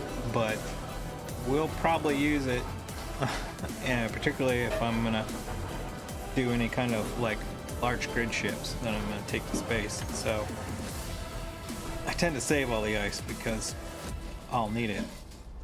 Besides, containers are cheap. Yeah, Space Ark, this isn't Mars. That's tomorrow.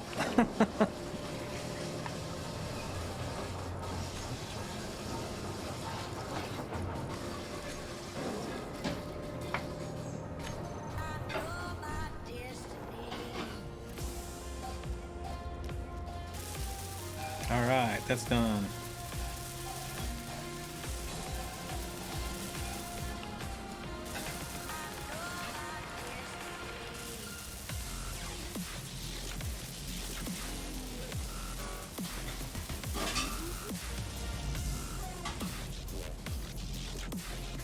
And since we're still drilling ice, might as well go and do another run. Generally when I'm doing speed runs, I just make sure, you know, you never, the key in doing those is never stop doing stuff. You just like, and Inventory full. it's where I lose time is like, I have a tendency to stare into interfaces. That means I will put stuff in here and then I'll open this up and then I'll watch things build. Why? I don't know. This is like, you know, just dump and go. Keep going. But I staring at it like a fool. I don't know why I do it.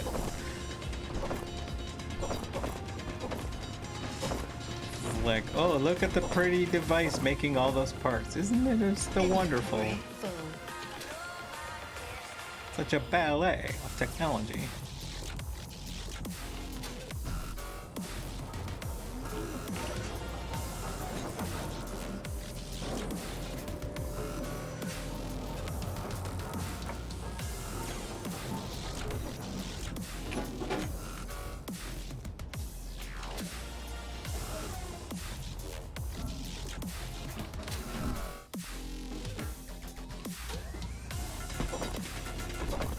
So what you'll also notice is that what I did was that my hand drilling pit Inventory full. is some bit of distance away from the regular drilling pit. God dang it. And that's purposeful so that I don't have to worry about where the drills are at. I can just keep mining off of that as much as I need to. Also, what I can do is that once this goes all the way down and gets the iron out of this location, I can actually modify this with a rotor on this piston, be able to swing this around, and so I can drill all the way around this if that's something I want to do. This is why I tend to build off of. So I will, when I build, I'll build this direction and that direction, and that way I get like the whole side here that if I need to I can drill for material, and it doesn't take a whole lot of rework to do that. Alright, how are we doing? Excellent. So that's fully welded. This is fully welded. Now I can start throwing extra plates back into the drills. Energy low. Yeah. Ugh. I want to get this done. I want to get some silver and upgrade these tools. Ugh.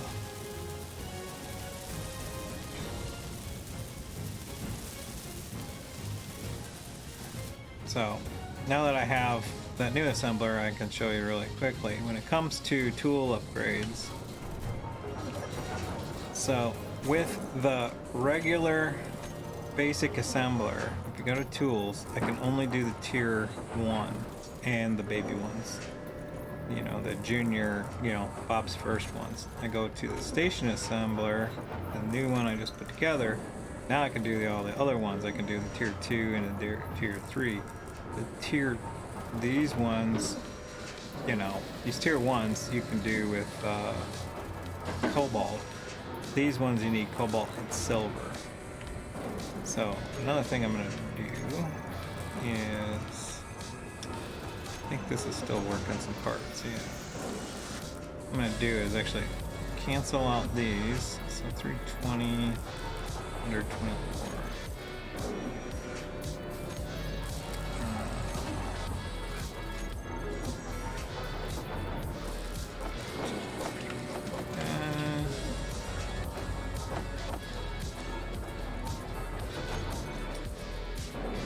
Switch this 100. It's gonna stop because iron most likely.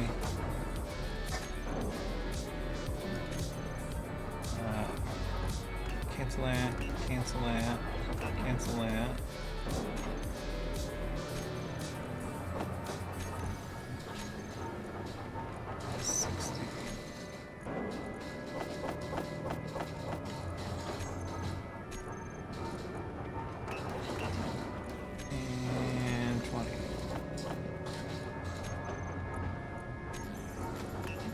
And And since this is paused, I'll cancel this and go here and do 20. I'm gonna go here and shut this off.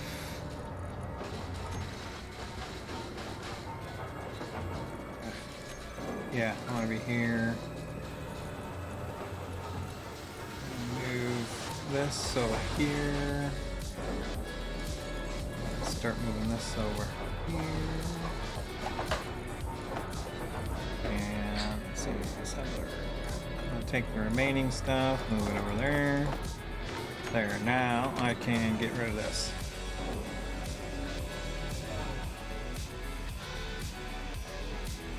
Inventory full.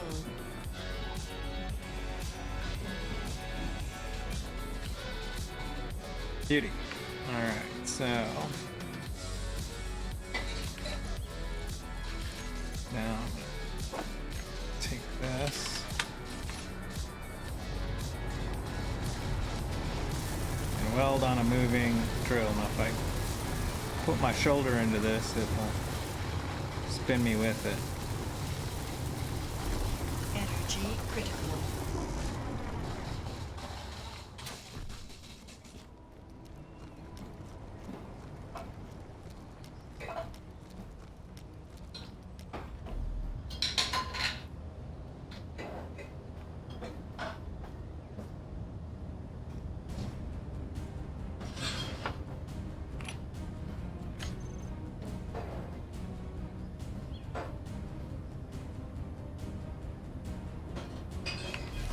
Suit's charged. I'm just gonna go ahead while I'm standing here and I'm gonna top off this bottle.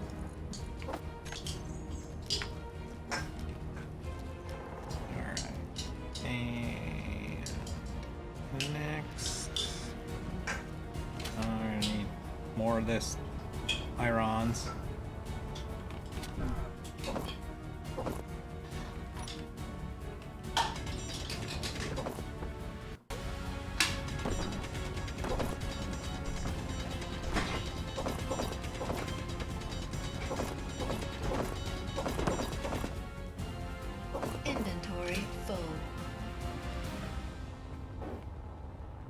With that other refinery on, this will chew through this stuff a lot faster. Now I can't take this one out of line just yet because of the drills. I think I'm at the end of my drills, to be honest with you, so let's check that. So that's at 10 and that's at 0, so I'm gonna stop the rotation and stop the drills. And I'm going to show you how I throw more. Actually, I need you in there for a bit.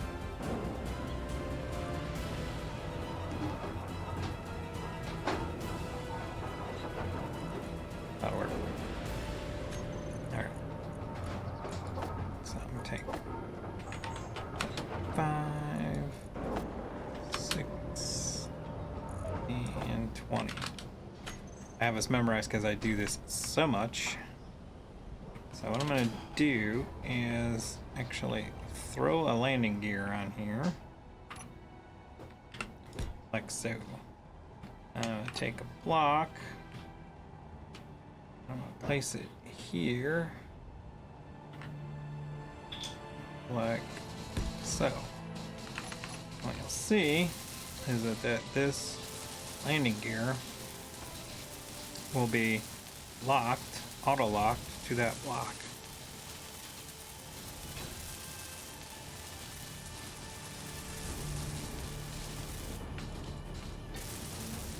Now, you don't have to weld this block. I do just because I have a tendency to accidentally grind stuff and it keeps me from doing something derpy. So now, I keep thinking that I have build vision installed in here for some stupid ass reason. I'm going to go over here, going to that advanced rotor, and I'm going to detach, and then I'm going to reverse these pistons, and I don't want to wait for them, so I'm just going to type in the reverse so that it goes super fast. what'll happen is that pulls that out. Gonna grind this off.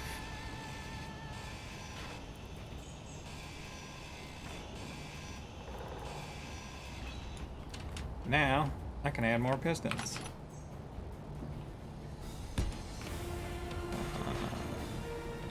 Two.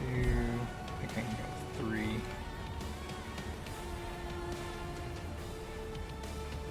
Get on there. Alright, and then back to my advanced rotor and take this rotor head off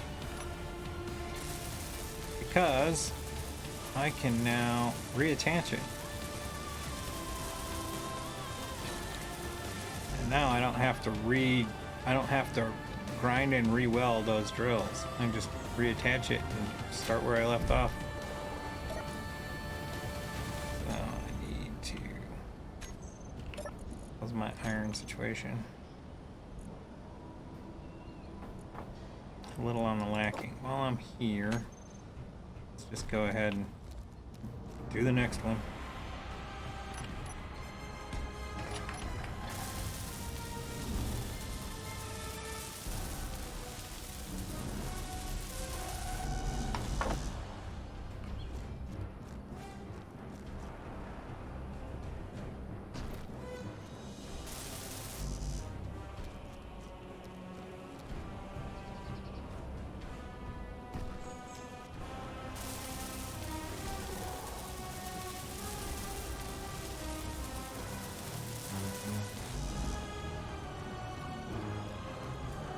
Ah.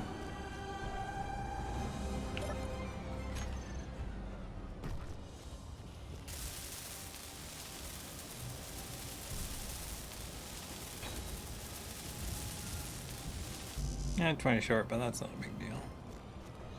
So now we're gonna have to start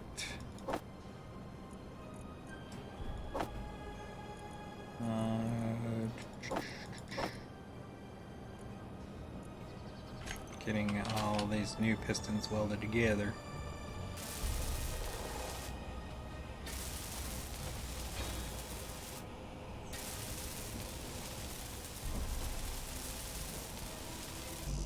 Gonna need more construction component.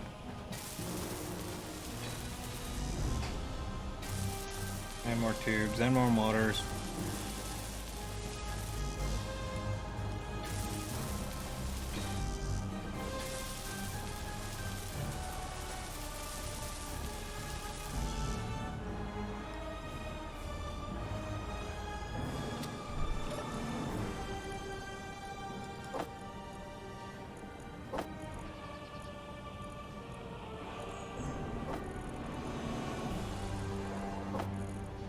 Surprisingly, we didn't need more plate, so that's worked out well.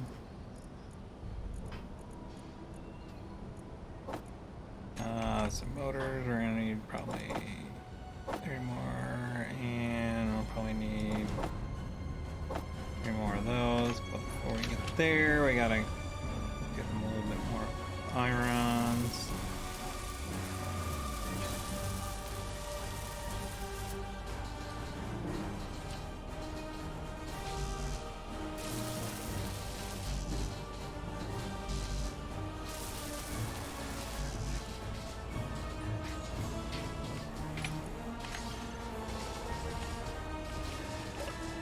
This off.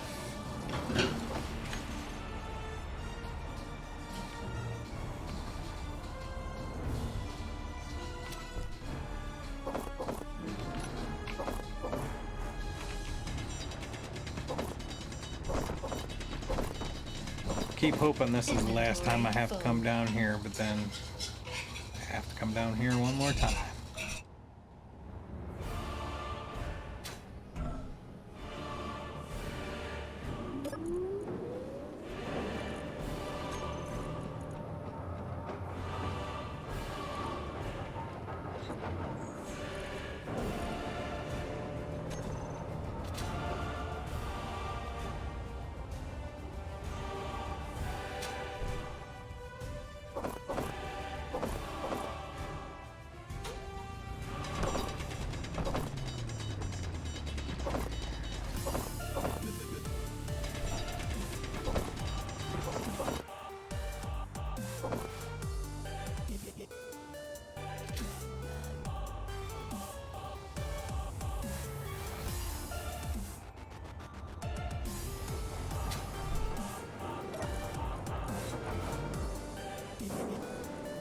Alright, let's see. We're making plates still. I don't need you.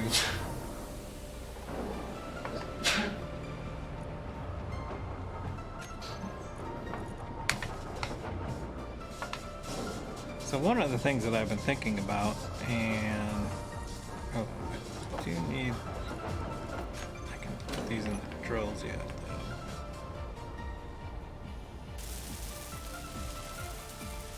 One of the things that I was thinking about is I might switch one of these streams, either the Sunday or the Monday, or possibly both, over to straight into YouTube.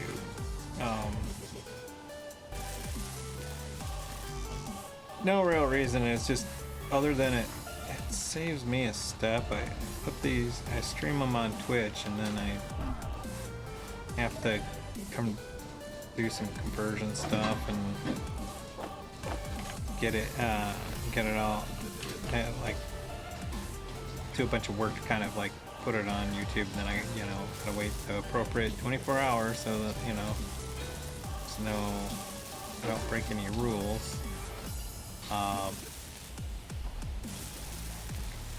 But I don't know. It's one of those things I've been thinking about, and be curious to see what others think.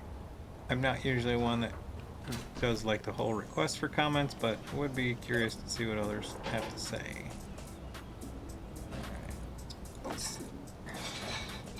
Plus, any feedback is welcomed. I've had some other people comment on, hey, do this, do that, and it's like, okay.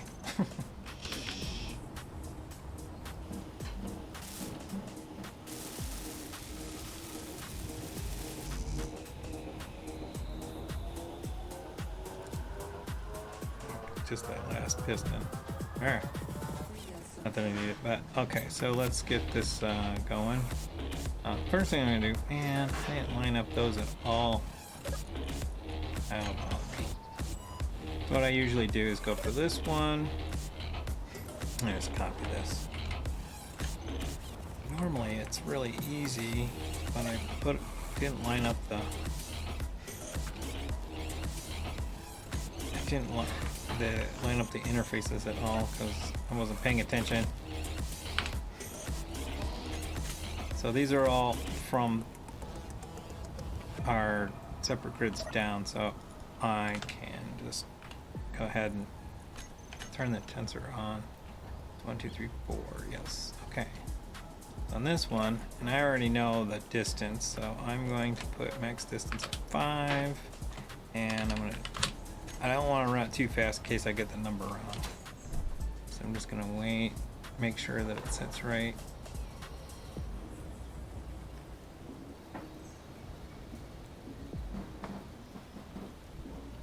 So I might have to make some minor adjustments.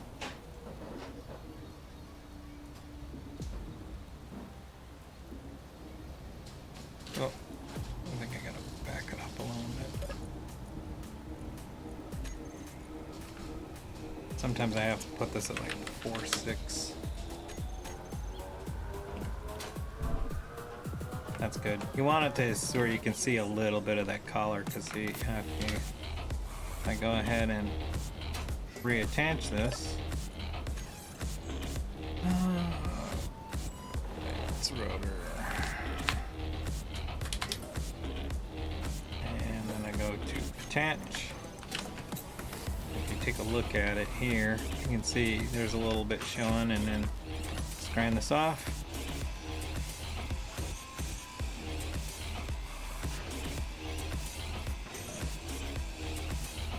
Good to go.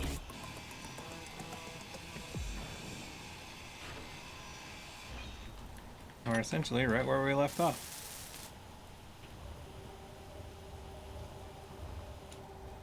Here you go. And so I'm gonna go ahead and reverse this because I just like setting all the pistons all at once. So that's that now.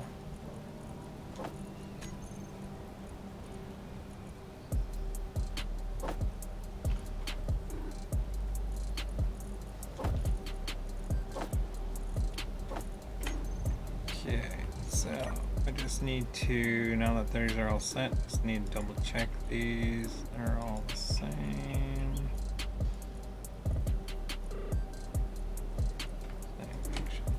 So I'm setting this the same, even though I'm going to change it again later, as just because now I'm going to set all these to 0, 1. And these ones are all going to be negative 0, 0, 1. Because, like I said, you don't want to go any faster than 0.05. That's 5 pistons. So if I add any more pistons, and I usually don't go past 5. But if I do, then I actually am dividing it by 4 or 5, depending on if it's an even or odd number of pistons. So that's all set now. While I'm here, let's change.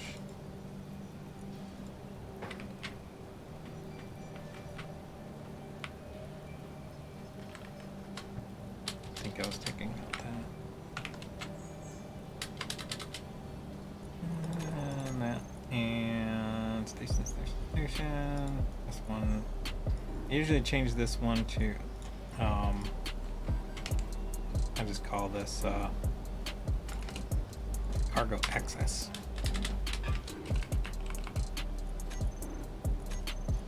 Okay, we're good there. Pistons, we want to add in those 3 new ones and save. And by doing that, what I do is I hold down the control key to select more than one. So you want to select the pistons, the group, select the ones that you want to select, and then just hit save. If you just like select these like this and then go here, it doesn't always work. It's better you select the group and do it. And notice the station drill head is there because when I reattached it, it comes back in. So that's all good. Look at my button panel. I need to re-add because I ground off this advanced rotor. I have to re-add it every single time, which is kind of annoying. But the group is still there. If I would add this to a group and just made sure that the label is the same, it would probably work. But alright, drills on, rotation on. I actually noticing getting a little bit of shake. Just make sure that I got all of these. Oh, I know, I missed this one. There we go. So notice when I turn that back on that there's still a little bit of shake in it, but nowhere near as what it was when I started. And I turn that back on, and then that's gonna go to town. Let's check this. That is.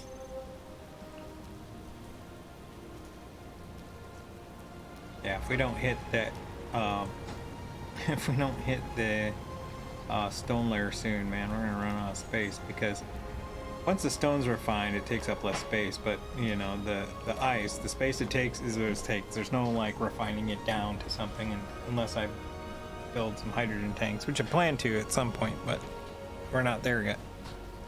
We need the materials. All right.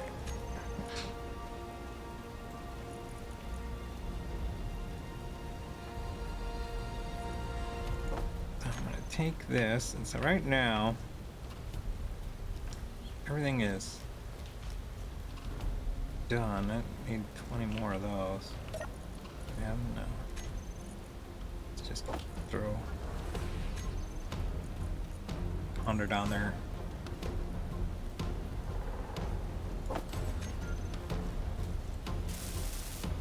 There. Everything is fully welded. Component wise, I mean, I got these like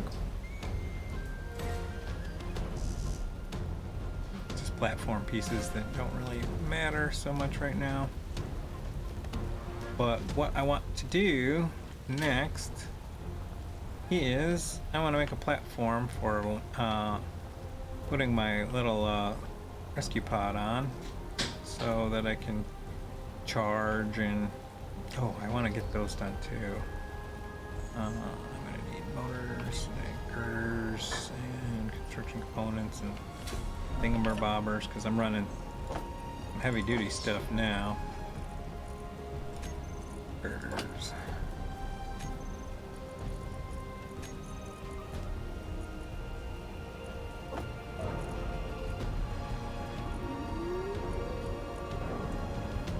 Ooh, ooh, ooh.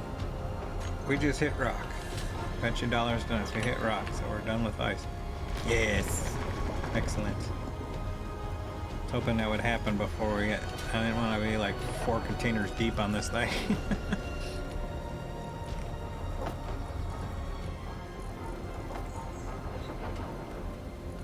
Let's move this back for a moment.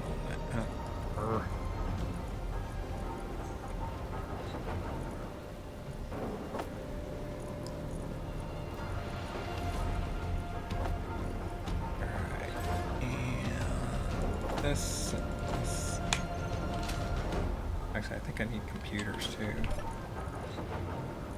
Let's take like 30? Sure. Alright.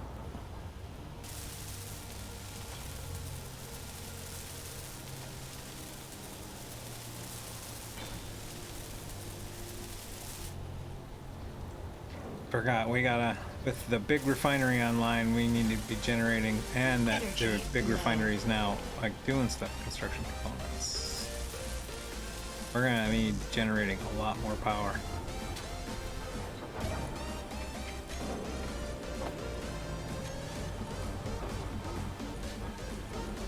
You know, notice everything's running faster now too.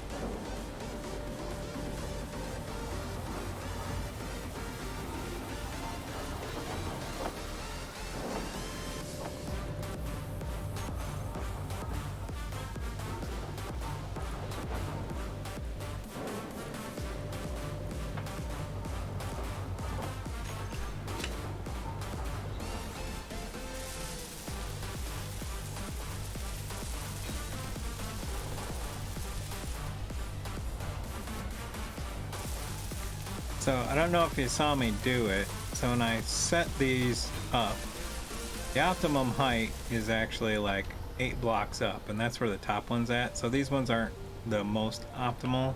And I could go 2 more higher and get them there, but it's with as many as I'm doing, it's fine. But to kind of make it look clean, what I found works well is using these the circular bits, but for the joint at the middle, what I found what works great was the conveyor pipe junction. Works out really well for that junction point. It looks very solid. Welded out, once it's all welded up, it looks like it was all meant to be. It's not like you don't have square and round things kind of coming together. So I always liked how that worked out. But anyway, here. So how's the battery doing here? This battery is, so it's got a decent amount of power at, but considering it's max stored, so we're at a third. So the big battery works out well, but we want to get it somewhere where we can, 1, charge it, but 2 is also so we can start modifying it for performing other purposes. Like I said, I was hoping we could get to a point where we were doing this today, so we're doing well.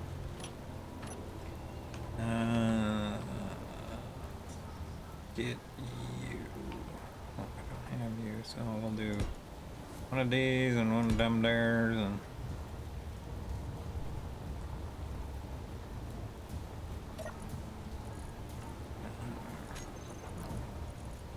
grab you. Good. So we're gonna put a connector here so that we can actually connect to it.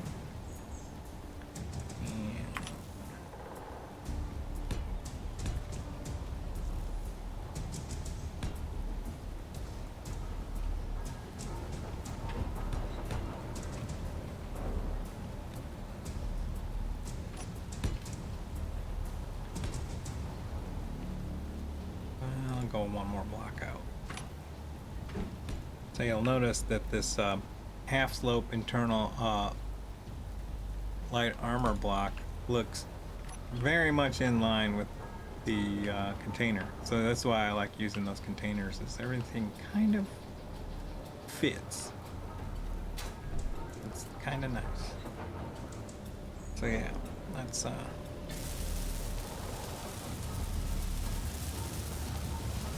start working on getting this all welded together.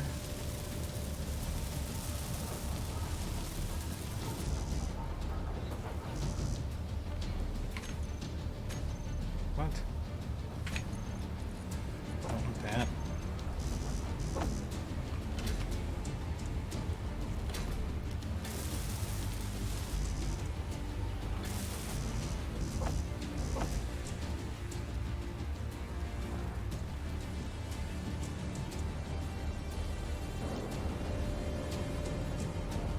Oh, it's motors.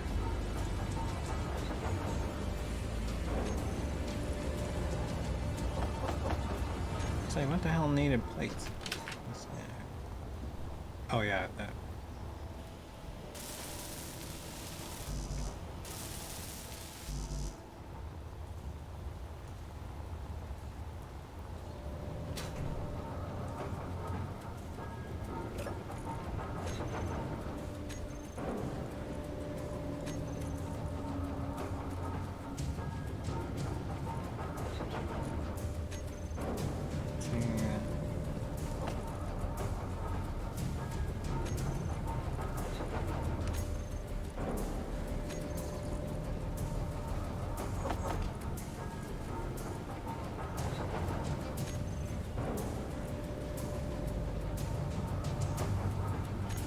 Alright, let's get this part welded. Now when we fly this to here and connect on this connector, we're going to want to be careful of those wind turbines. I have bashed into them before. Okay, we're all linked up. That turns green. Now the next thing we've got to do, so we're going to have to modify this slightly. Alright.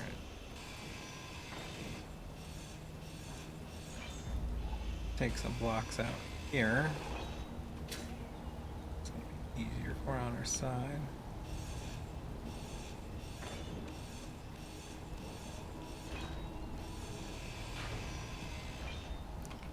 Alright, and Fuel low. Fuel critical. yeah. Luckily, I'm not in a hole.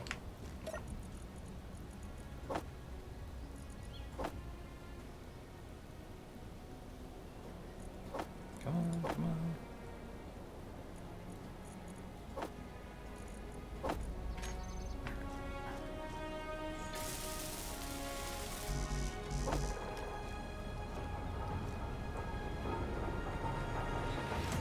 So first thing I'm gonna do is put this on here. So now we can connect to the base. The next thing I'm gonna do is put that there.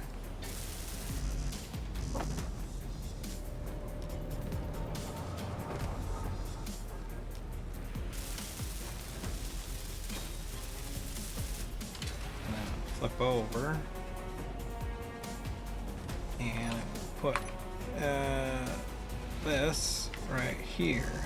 And as long as I have the parts. God dang kids. Yeah. That didn't make you seasick. I don't know what will. Alright, so put the camera here. There. And then get in here.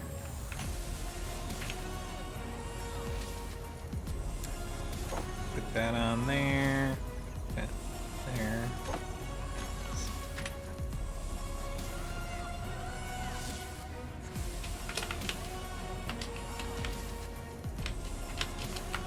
This makes it so we can find the damn connector. I think I've said it before, but it bothers me to no end how many people I watch flitter about trying to, in third person, connect to a connector. I'm telling you, there is a patch that went through where they turned the auto connect. There used to be an auto connect on connectors, I swear, at one time. It's not there anymore, which is a good thing. So we're gonna get this up and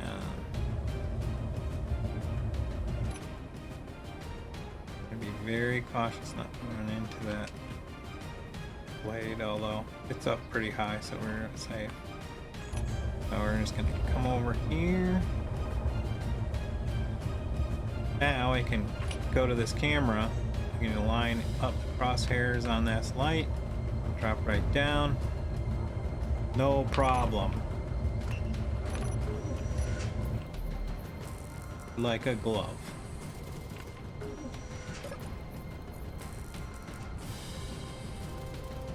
Ooh, we might. That's getting stone blown into it. Yep, we're full. Get back that off. Which our drills are full too. Yep, everything's full. Nope, yep.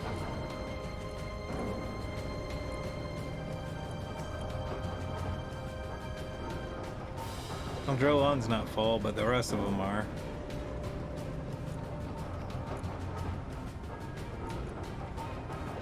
We got ourselves some irons now, kid.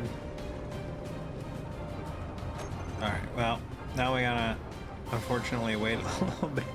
Not a whole lot. We can keep working. We're just gonna have to be cautious about how much stuff gets rolled into our assembler. Alright, and for the sake of convenience, we're going to. Actually, I need something I don't have. Yeah, we do. Right there.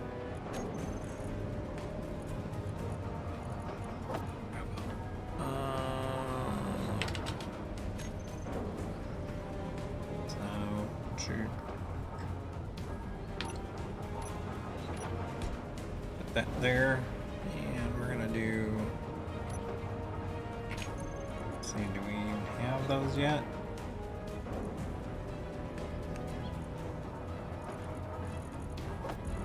Let's say, do we have our decorative blocks yet?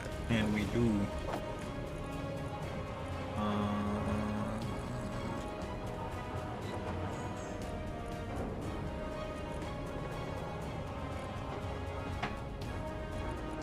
Where are you?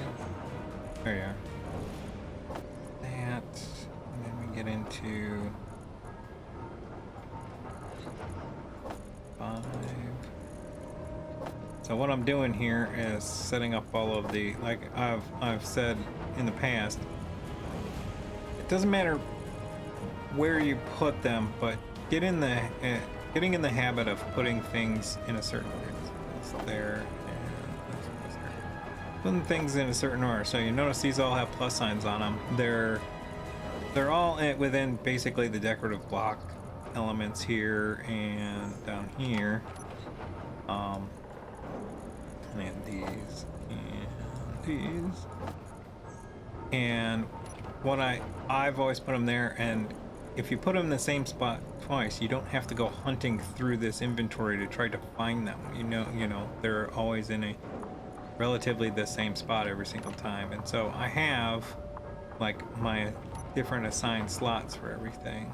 So didn't do any antenna stuff yet, so I don't. Cam just put the placeholder in place. So yeah, so toolbar 1 I've gone through this before. That's my 3 main tools, 3 main blocks, landing gear, and then whatever gun I'm carrying. And then 2 wheels, lights, batteries. This is going to be an antenna group, but I haven't unlocked it yet, so because I haven't built a beacon yet, which I can do real quick. I just haven't got to.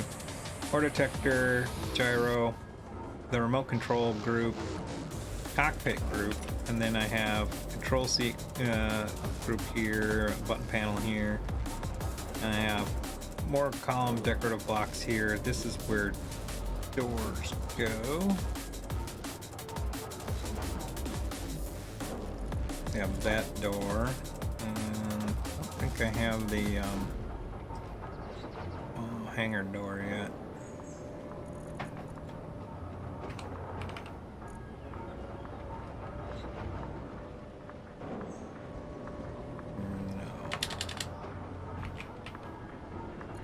Forget what unlocks that.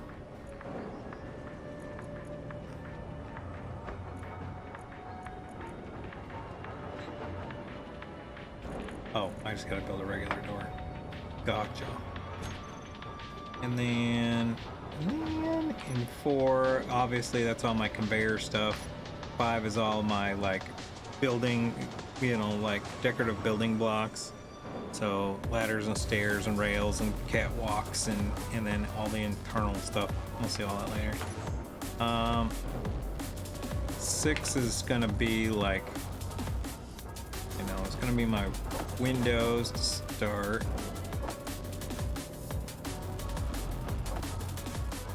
And then displays, which I don't think I have yet.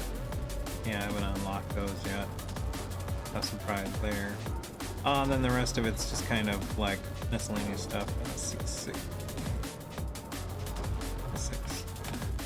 6 ends up always being my rounded block. And then I usually have a computer block, which is probably not unlocked yet. So this is why I always put them there, is because like hunting for them sucks. Especially bad when you have mods in and it throws even more of these different types of blocks in place. But 7 is random. That's where I will put random stuff. 8's gonna be, it's gonna start with the weapons. It'll have things like jump drives and grab gens and a lot of other stuff that haven't been unlocked yet.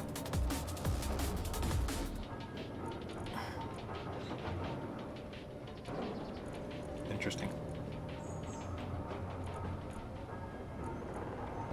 And then 9 obviously is like our thrusters, and it's going to be the refining stuff. There's some other stuff here that goes in that haven't unlocked yet. That.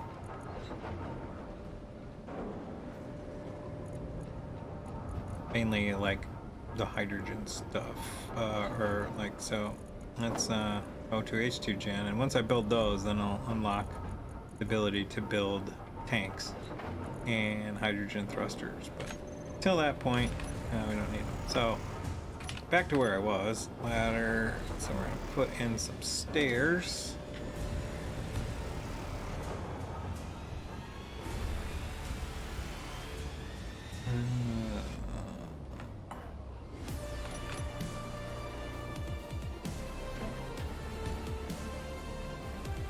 So you notice I use this light here.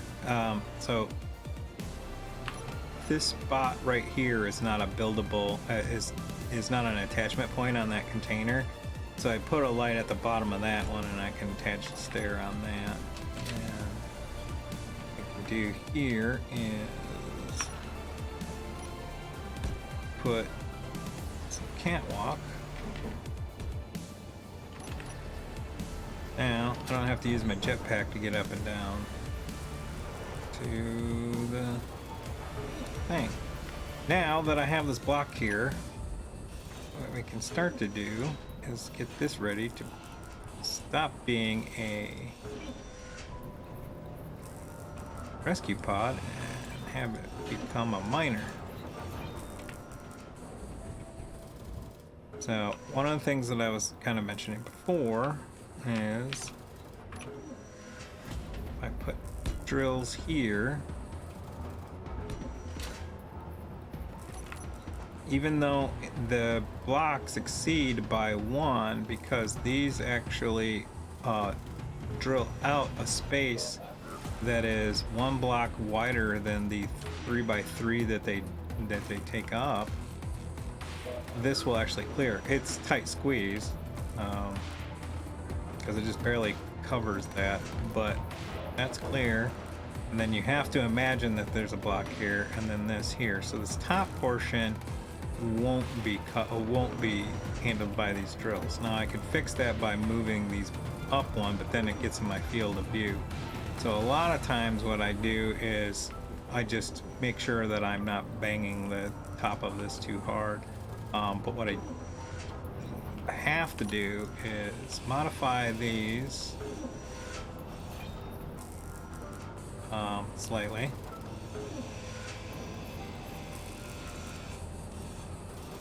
So they don't get broke off. So,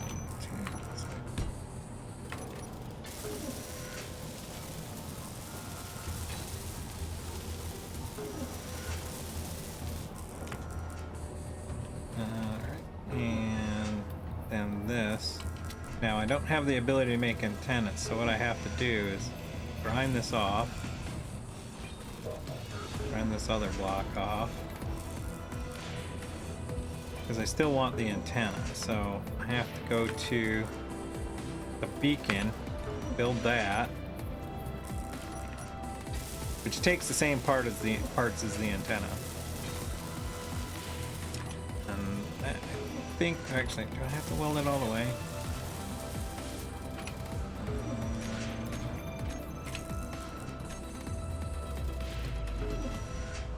No. Just have to get it past functional. So take this back out, and now I just go here and put in antenna group, which the antenna group allows me to make the beacon, and hasn't unlocked the laser one yet, but oops, don't want to do that with the antenna.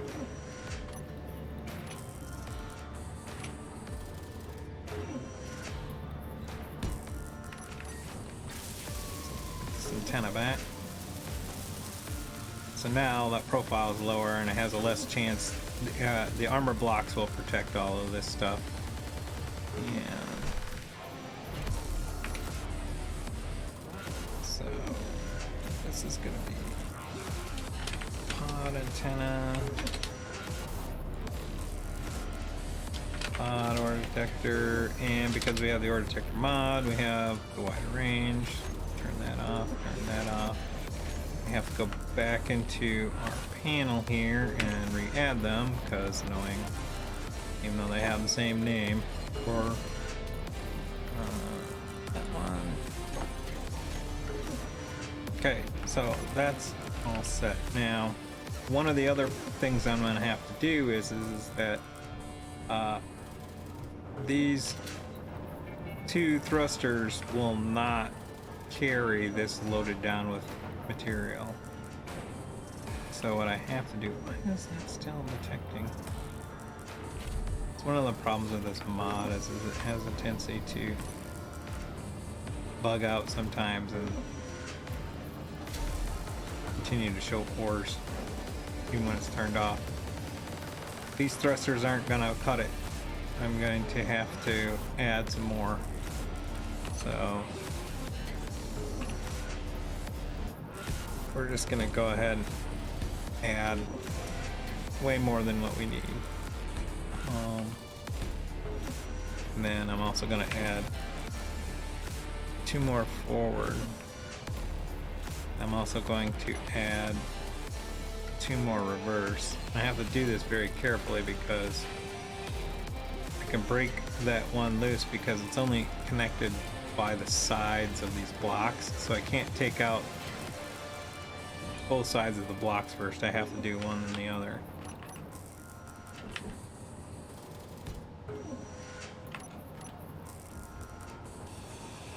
Otherwise that one comes disconnected and I have to put it back. The reason for that is that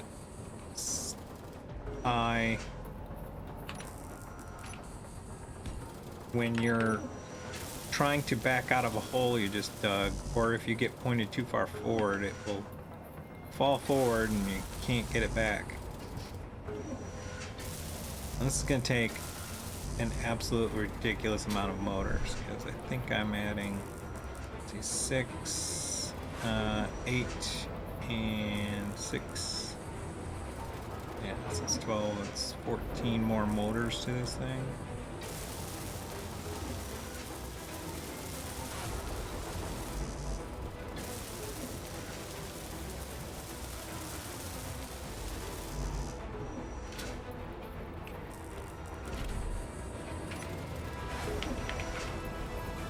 Shut all these off.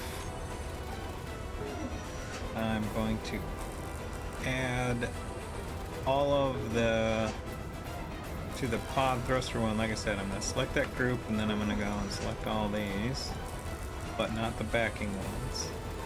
Save that. Then I'm going to go to these backing ones and I'm going to add them as a new group.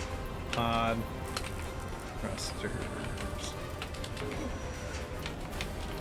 Backing. And make sure. So I'm going to toggle these. Shut these off. Toggle this. Okay, that should be good now. Can go into here. This should be okay, but what I gotta do is I'm gonna have to add this backing group in. And that should be good.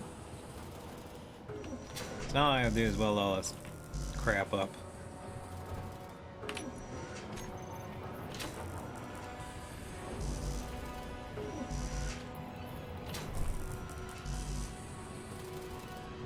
So I only added 2, so that's not so bad. But at any rate. Let's see, so 18, say 360.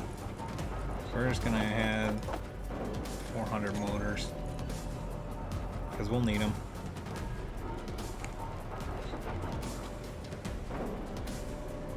I'm also gonna need more grids. I think they only take 1.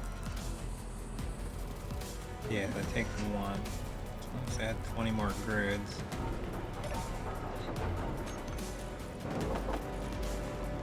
And we'll need a bunch of tubes. And 11. So take 2 each. No, 1. Okay, so we'll just add 10 more of those.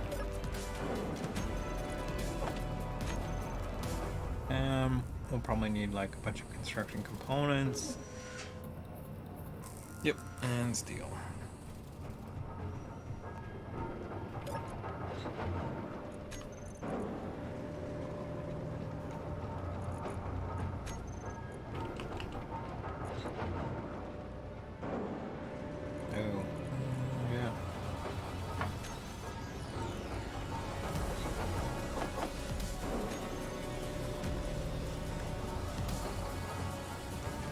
Doing on space.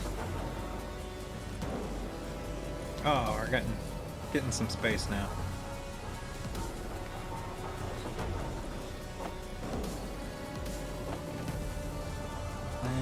Let's see. Let's put let's keep that there.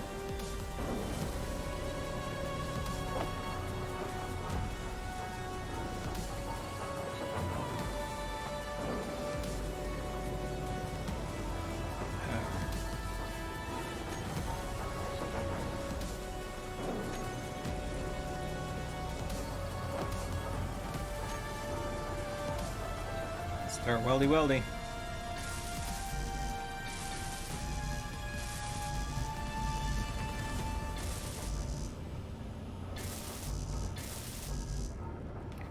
What's going on? Oh, stuff I don't need. That's what I was originally looking in here.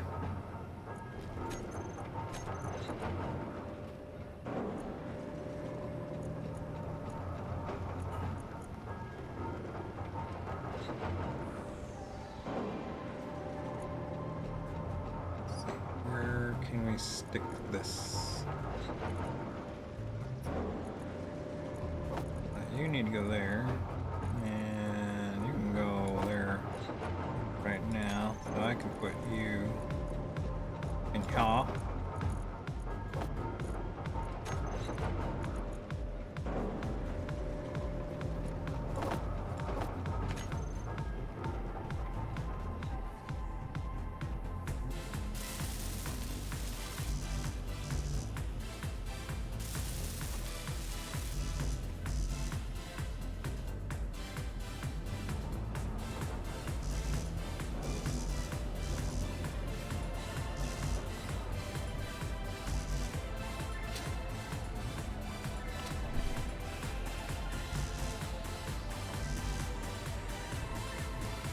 I must have had my math wrong. Oh well.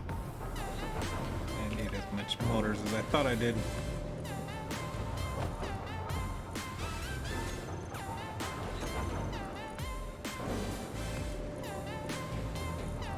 Still making motors? Stop. I think I counted wrong. 36. Yeah, I did. It was only 10. So I needed 180.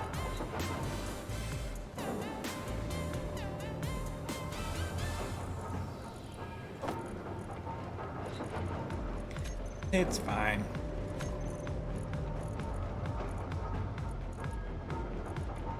Let's grab you all for now.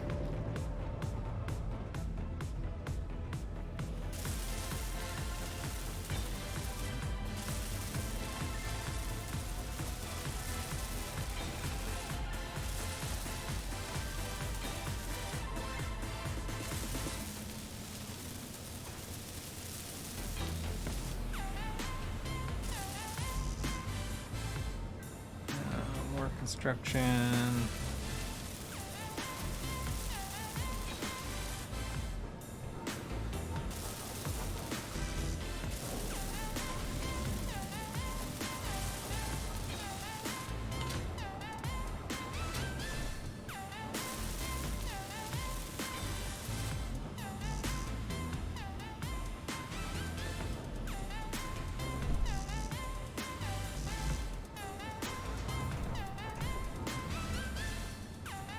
Need a couple more motors for the drills yet too.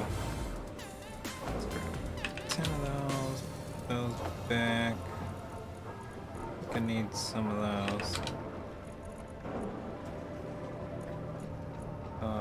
Need some of those. We'll take 8.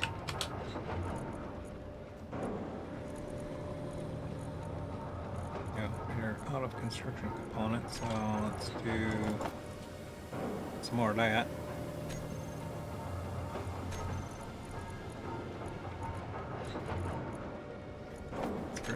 Because we still need to do. I think I actually got all the steel plate in the drills.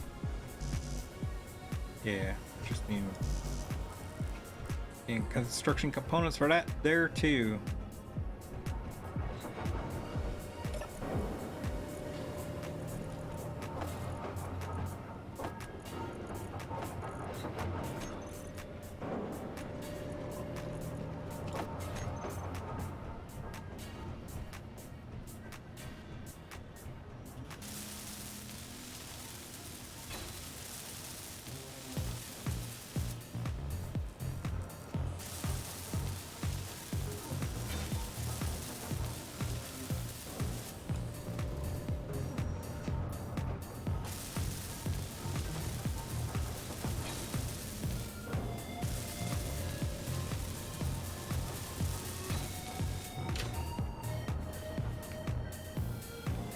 That should be all of the thrusters. Oh, I still need a little bit more.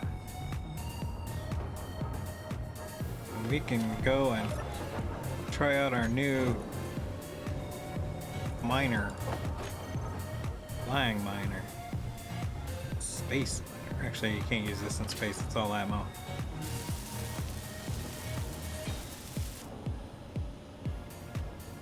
Alright, we're good to go. So one of the things that we need was a little bit of silver for upgraded tools to make our life a lot easier. So let's turn this on. Actually, I don't need the antenna, we're sitting in here.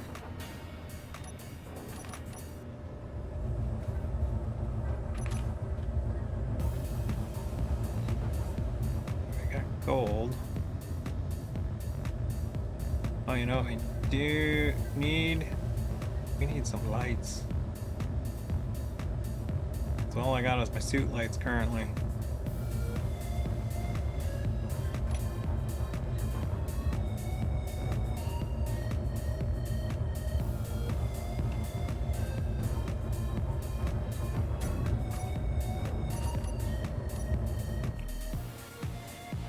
We need some headlights. To be honest, quite gonna do it.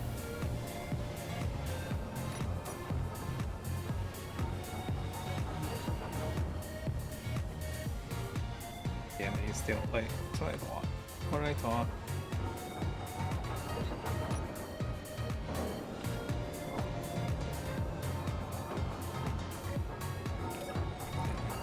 While we're here, let's get some of that going.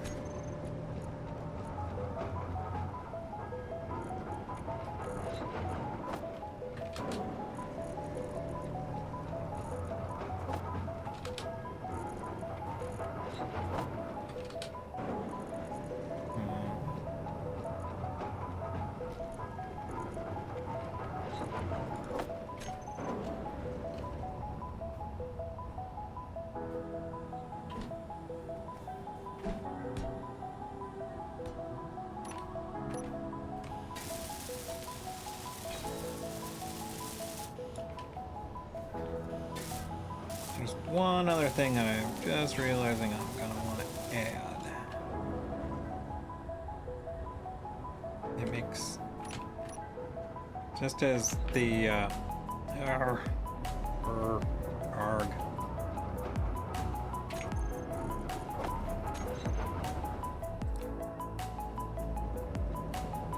Gimme. Just as the downward facing camera helps us with connecting the connector, a rear facing camera will help us getting in and out of the hole that we dig.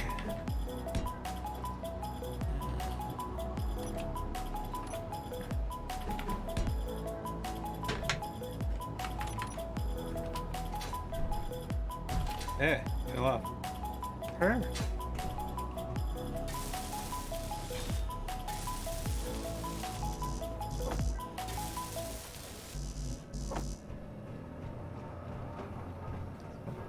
Here.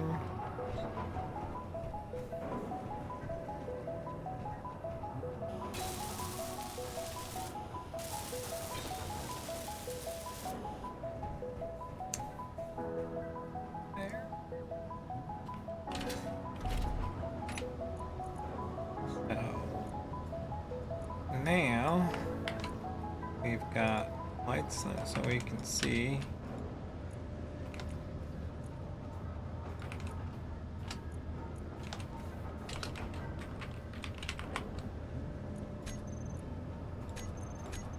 And a rear facing camera so we can get in on a hole. And while we're here, we'll just set up these drills in a group. Not that we have to. Sometimes I use it, sometimes I don't. Just really makes it easier to tell them apart. This is gonna be a station. So this station stair light. Like knowing what things are so I can keep track of them. Alright, and we're not worried about sorters and stuff like that right now. We're gonna go to block tools and we're gonna grab drill. And actually I'm gonna put this toolbar.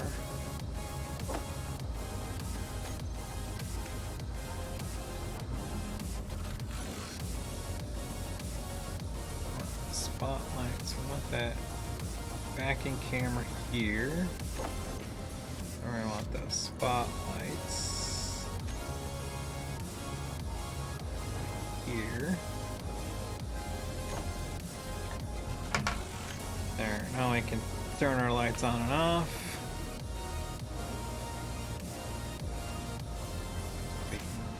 select our drills. So we're good to go.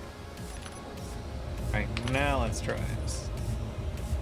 See where we're going. Gotta. Uh-oh.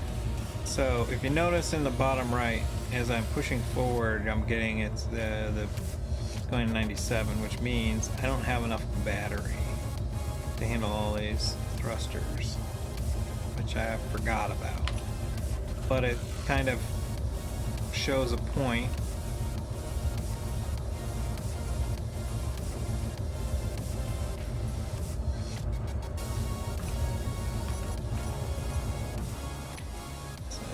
Battery.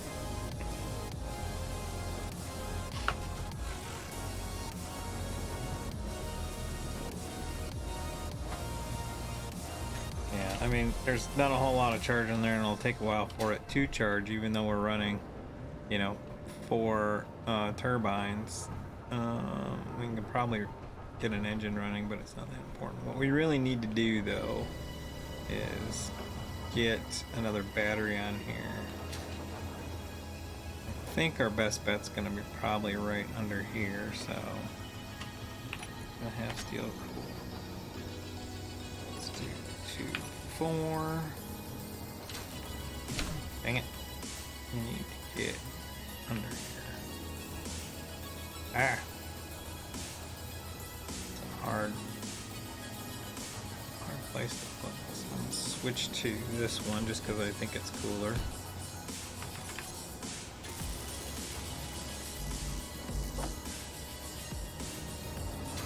I have to make power cells. Yep.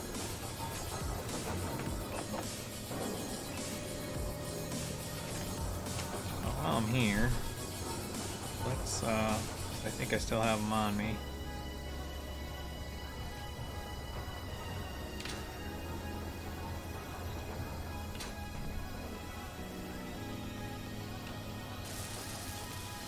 Finish the bulletproof glass on this cockpit, because I couldn't make them in the past because I didn't have the right assembler. You can't do bulletproof glass in a survival kit.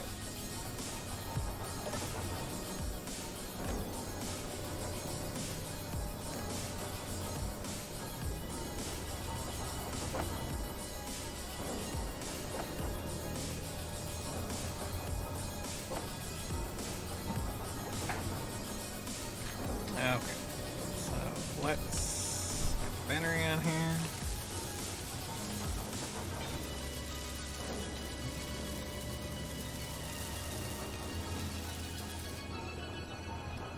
So it's not charged up, so we can't do any kind of really long extensive, but we're just really kind of test flying this, and we're going and grabbing just a little bit of silver, if we can find it. So I'm shutting off my backing thruster so I can just kind of float while I'm looking. And that's what I was doing before when we were searching for. So normally silver is right near gold. I was kind of thinking if I flew around it, it would pop up. Doesn't look like that's happening. So let's just do a lap.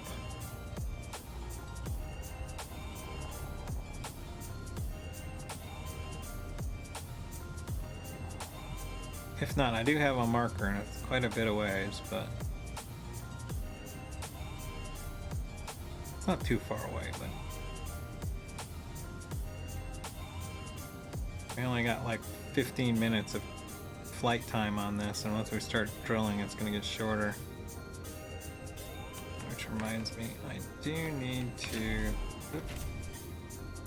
Of course, I had the wrong drill group on here. That one. Block tool, need that there. And this here.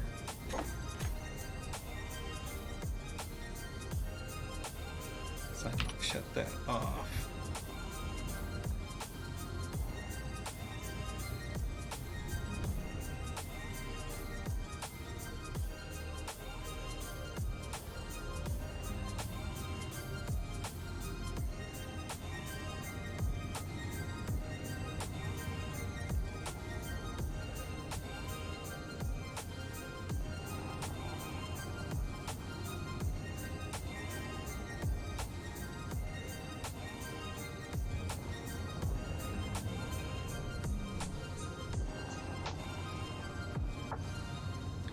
we don't have a whole lot of juice on this thing, so...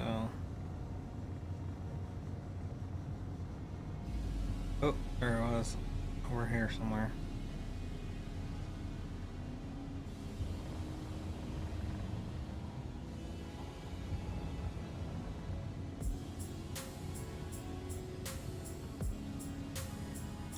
Of course, it's right below us.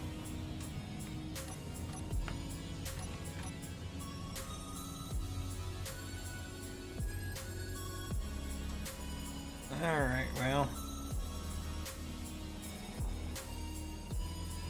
There's two ways to go about this. There is the angle way and then the rotation way. And the rotation way makes me like dizzy and want to throw up. So we're gonna come out here about yay far. Turn around.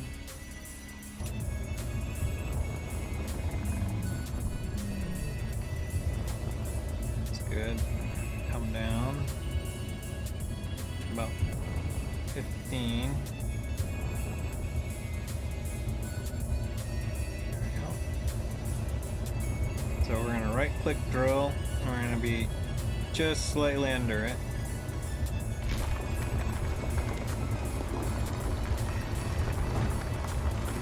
Oh.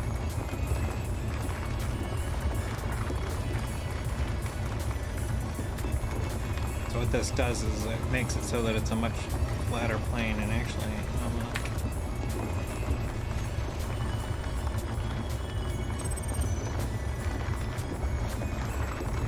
I'll call this R-A-U-A-G,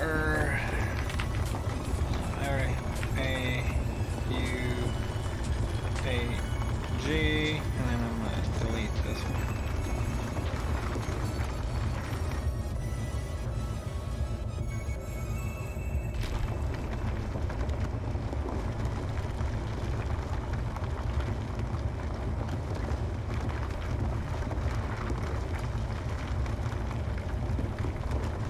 So what we want to do is just keep that ore marker like right between our crosshair and our horizon. And as we go, they should slowly merge together. Ah. I want to keep an eye on our horizon, make sure our artificial horizon, make sure we're staying level.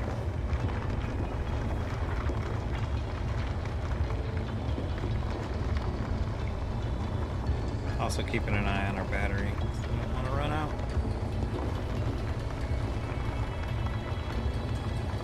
We're not gonna go crazy and mine a whole bunch of this. We only need a little bit for right now. We've got it marked and we can come back later.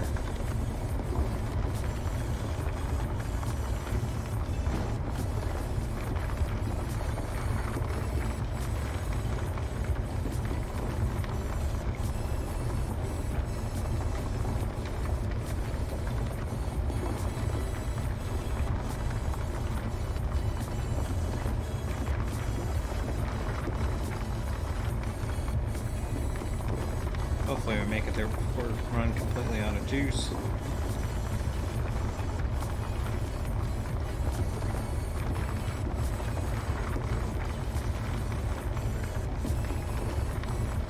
I think if we hit 2 minutes, we're probably going to have to bail. So we'll need that to get back.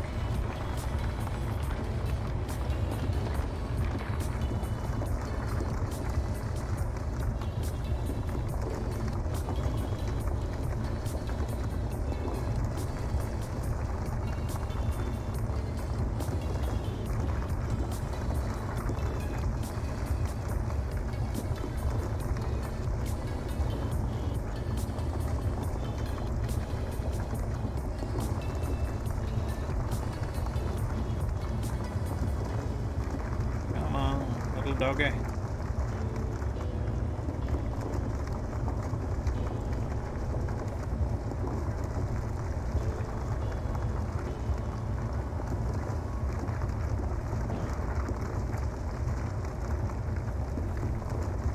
That area, so often when it pings off like that, it's because I'm pushing a little too hard and it's bumping the drills. Oh, almost there. Yeah, starting to see it right now. Alright, so let's get a little bit into it. I'm gonna go to ham.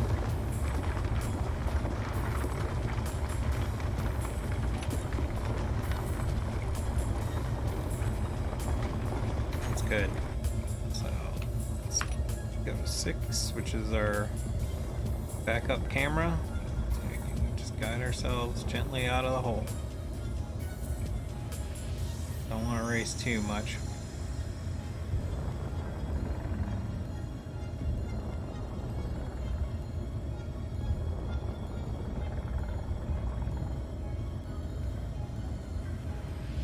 We'll just back out until we get our altitudes off 5 or 6. Center back, front. Head back to base. And you notice I've turned off my backing thruster, so now I can just glide and save a little bit of juice.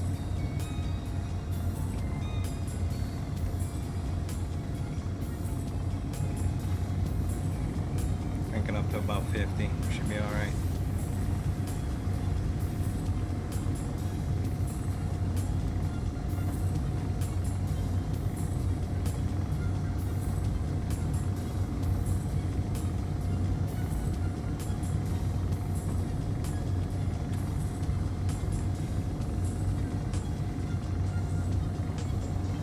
Oh, that's nickel. God dang it.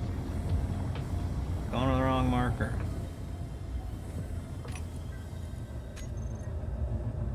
I didn't set a marker for the base.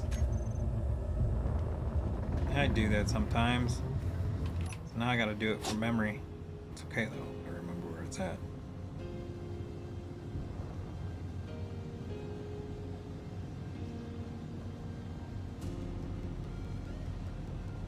Oh, we're cutting real close.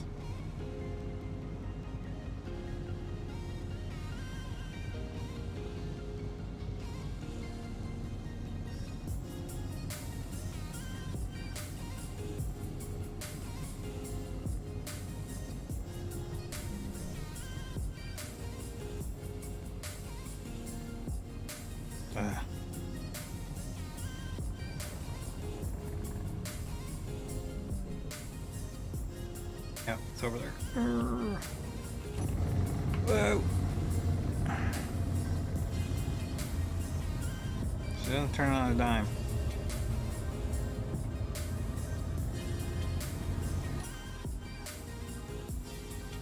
We're right on the edge of what this thing's got. So I need to start getting low.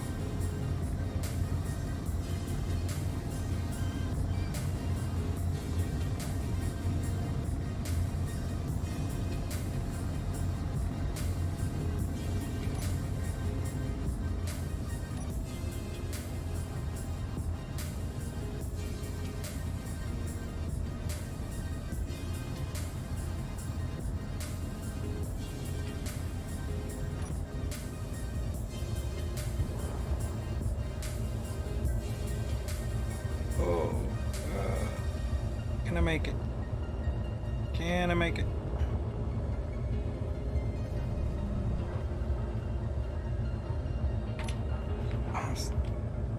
Yeah! Like a glove. On a wing and a prayer, baby.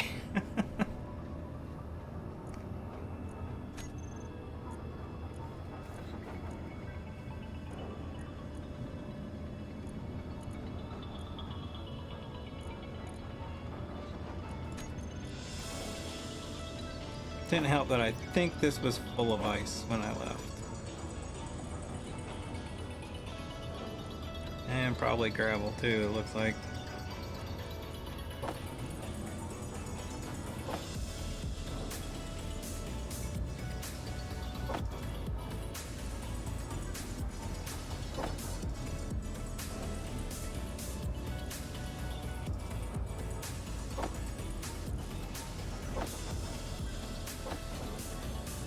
I think I had a whole bunch of garbage in here because the survival kit was processing stuff. There we go.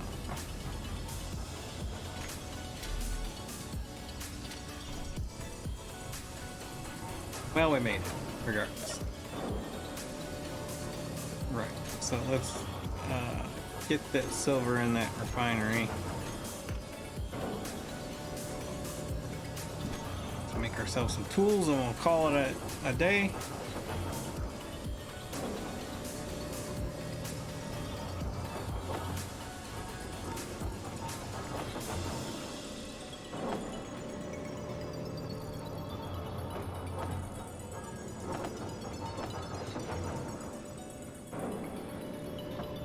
Should be enough.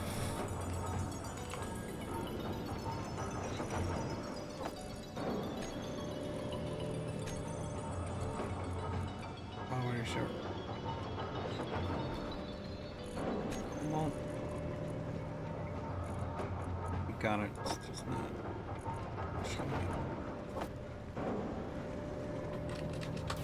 It's because of all this stupid gravel.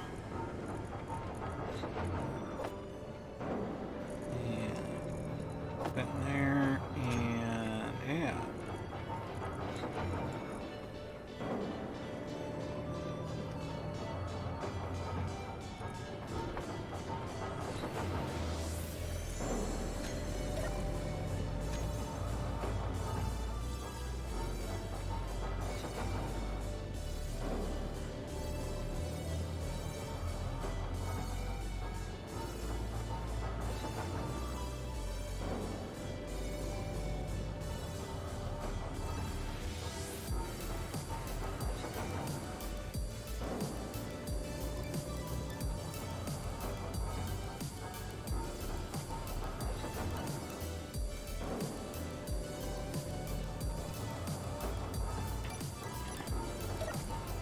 Alright, let's see what we've got.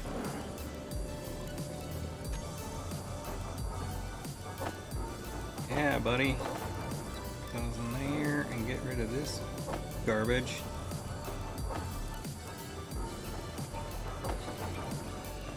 With that, we'll need to change out our tool menu, character tools, and then select up these new ones in those slots. Now our upgraded tools, baby. Alright.